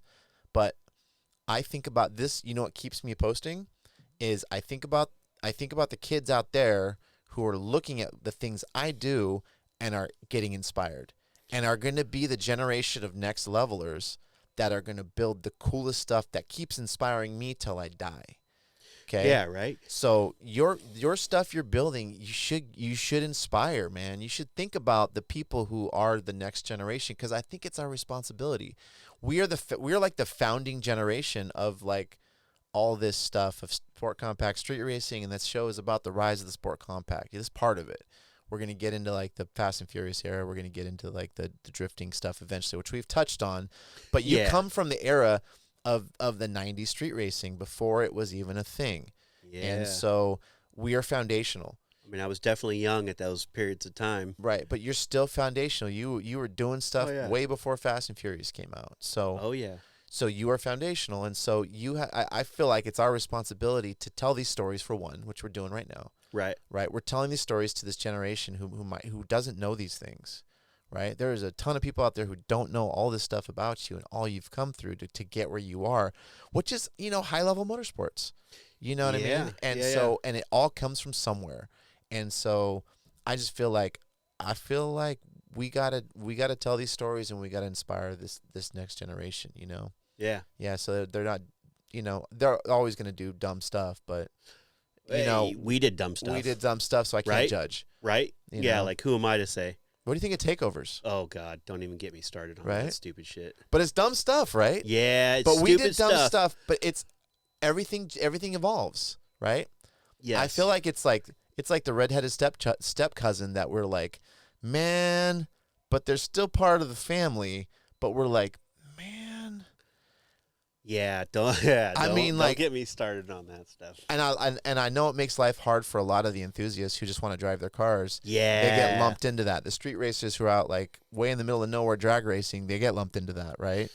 Because Yeah. it's highly publicized and it's popular. But like, I think as a community, it's like, all right, you guys, we got to not just shun it, but like, how can we make this better and not Right, ruin it for the rest of us? Like, we gotta clean it up. we gotta because it's gonna go somewhere. Stop smacking people every time. Well, I don't know. I think what hurts. I think what like it's kind of upsetting is like when the people who are there like enjoying it or whatever, or watching it, or the spectators, they'll go like loot like a 7-Eleven because it's just this mob mentality, or they'll beat up somebody in a car, or they'll smash someone's car. I think that's kind of like there's the respect that we had back in the day, and our street racing doesn't exist in that world. Yeah, it's definitely different. Yeah, yes, either way, it was illegal and Totally. still is. Yeah. But I think the level that we were at with the street racing things and how, like, oddly enough, it was safe, Yeah, totally. right? Right. Like, People got shot now and then, and yeah, and people crashed people and this crash and that. now and then, But like, relatively safe. 9 times out of 10, it was Yeah. safe. You went Yeah. home at night, Yeah, right? You got home. Yeah, Night, morning, whatever. yeah. Uh, But it's a different thing. it's a different thing. Yeah, people are totally. getting hit by cars, and people are effing around and finding out. You know? yeah. And I think there's like a level of lawlessness that I think is appealing to, the generation, and I Yeah. think I don't know where it's gonna go, but it's gonna go somewhere. I mean, imagine Hopefully it goes. where did street racing go? Yeah, It went somewhere. It went somewhere, And right? that's so Still big. happens, but That's so big. I feel like it's only a matter of time before it becomes a venue. You know, Yeah, I mean, they got a burn pit. that's- They had a burn pit at Irwindale. You know, and yeah, I mean that's kind of what I feel like needs to happen to help. You know, it's give them a track or a place to do it, right? yeah, but they're still gonna do it. Oh, totally. They gave us a But track you to race, and we still street race, but you know, but you still looked to going to the races. I just think the community of like the takeovers needs to kind of self-regulate to stop, which is hard to do because you go to a car meet and somebody's doing burnouts and donuts and stuff. There's always some idiot that's gonna ruin it. But like, I think if you're an OG in that community, it's like, you know, figure out a way to make it go a little smoother and, you know, stop making such bad headlines for the rest of us. You know what I mean? Because you know, it's not like I'm not shunning them. I'm still saying they're part of the family, but like, clean it up a little bit. Yeah. I can get on board with that. Right? Because I from get where on I board with came that. from, I can't, like, from where I came from, the shit that I did, I cannot be like, nah, that's all whack. Because I sound like an angry grandpa if I do that. Right? I just can't. Ethically, I'm just like, man, yeah, okay. I have to look at it very objectively, like, okay. Yeah, because I get adults older than us, you know, that I still deal with, and they'll ask me, like, you know, do I do it? And I'm like, No, that's kid stuff. Like, Right. no, right. not at all. But we street But they we they street had drifted. that. Yeah, and- they had that thought, like I do, and that's why they're asking me. Totally. Because in their head association. is like, oh, well, you used to do drag racing, so why would you not do this, Totally right? Yeah. But it's like, no, I grew up. Right. and- It's the image. I mean, you know, they're doing it in South Africa and they're climbing all over the cars. It's called spinning. It's cool. Check it out. It's wild. But there's a series for it. You know what I mean? And so I don't know where it's gonna go, but I'm keeping my eye on it. You know what I mean? Like, and I hope it cleans up, and I hope they stop looting stuff and stop beating people up. And yeah, stop. If you're gonna go and watch it, okay, right? yeah, But don't harm other people that are not involved in it, just a basic human respect. right? I think- Like you and- said, don't go looting the nearest place because there's 50 of you. Yeah. Like, how tough are you when there's 50 of you? Right. I just mean think for yourself. Like, think for yourself, right? Like, imagine, just have some ethics. You know, that's all I'm asking. Is like respect your scene, like like you have a scene, right? Takeovers are a scene. Respect your scene, right? Or eventually there's gonna create legislation, and you're gonna have a harder time and a harder life. That's what happened to street racing.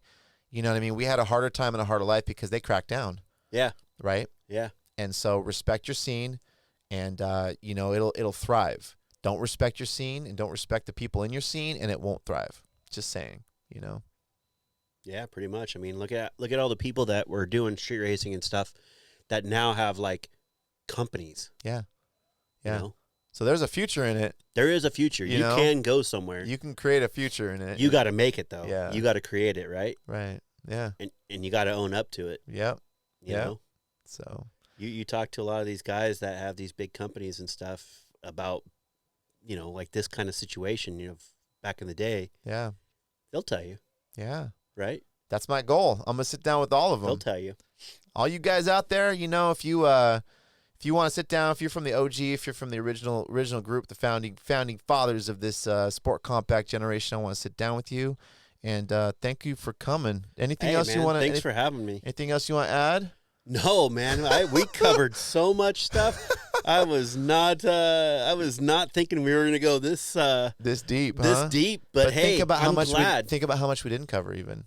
I know, seriously, Right? right? Yeah. Like there's years that we just blew through. Right. So that's the whole point of you know, Burning Tires. Burning Tires is a bus cast. I'm your host, Greg Leone, and the whole point of this is to tell the story that's never been told. Tell the story of the rise of the sport compact, the generation that didn't exist with social media, didn't exist with cameras in our pockets, and didn't have internet, and you know, stuff wasn't documented. So, hopefully we're painting a picture of what it was like living then and what it was like to build this industry and this scene that you guys all love and adore. So thanks, Chris, for sitting down with me. Hey, and no problem, man. Appreciate your friendship over these many, many, many years. It's been damn close to, 30 years? Ooh, I don't know if I'd say What that. are we at, man? So what? That had to be What? Probably like 97. 97-ish? 97, I think we became friends. Yeah, I'm not going to sit here and do the math on that.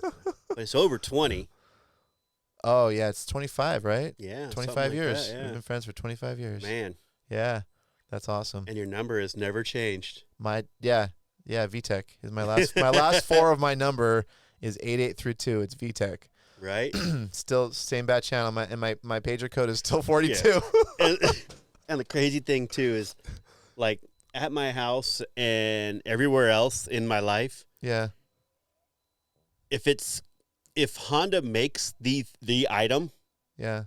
I have the Honda. Oh, good. Like dirt bike, Honda. You have a lawnmower? Honda lawnmower? Honda lawnmower. Sick. Yeah. Yeah. You know? Yeah. Honda Everything. generator? Do you have a generator? Honda generator. You know it. You know, if you know generators, the Honda generator is the best generator. They're the quietest. And Quietest. Yeah. So of course I got one of those. Yeah, of course. Yeah. Yeah.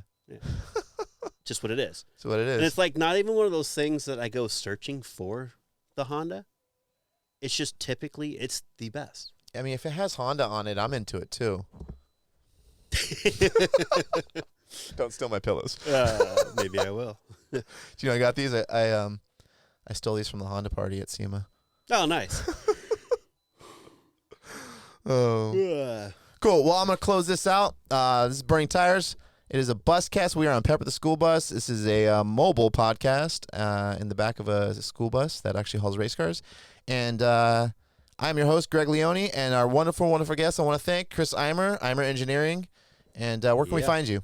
Oh, you can find me at Eimer Engineering on IG and Facebook and eimerengineering.com. Beautiful. All right. All right. Thanks, Thank brother. you. Give me some of this. Coming for the real thing. No telling. Man. And we're out.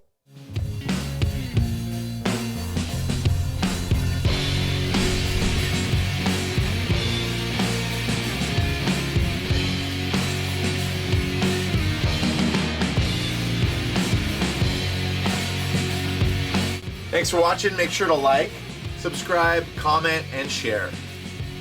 See you guys next time.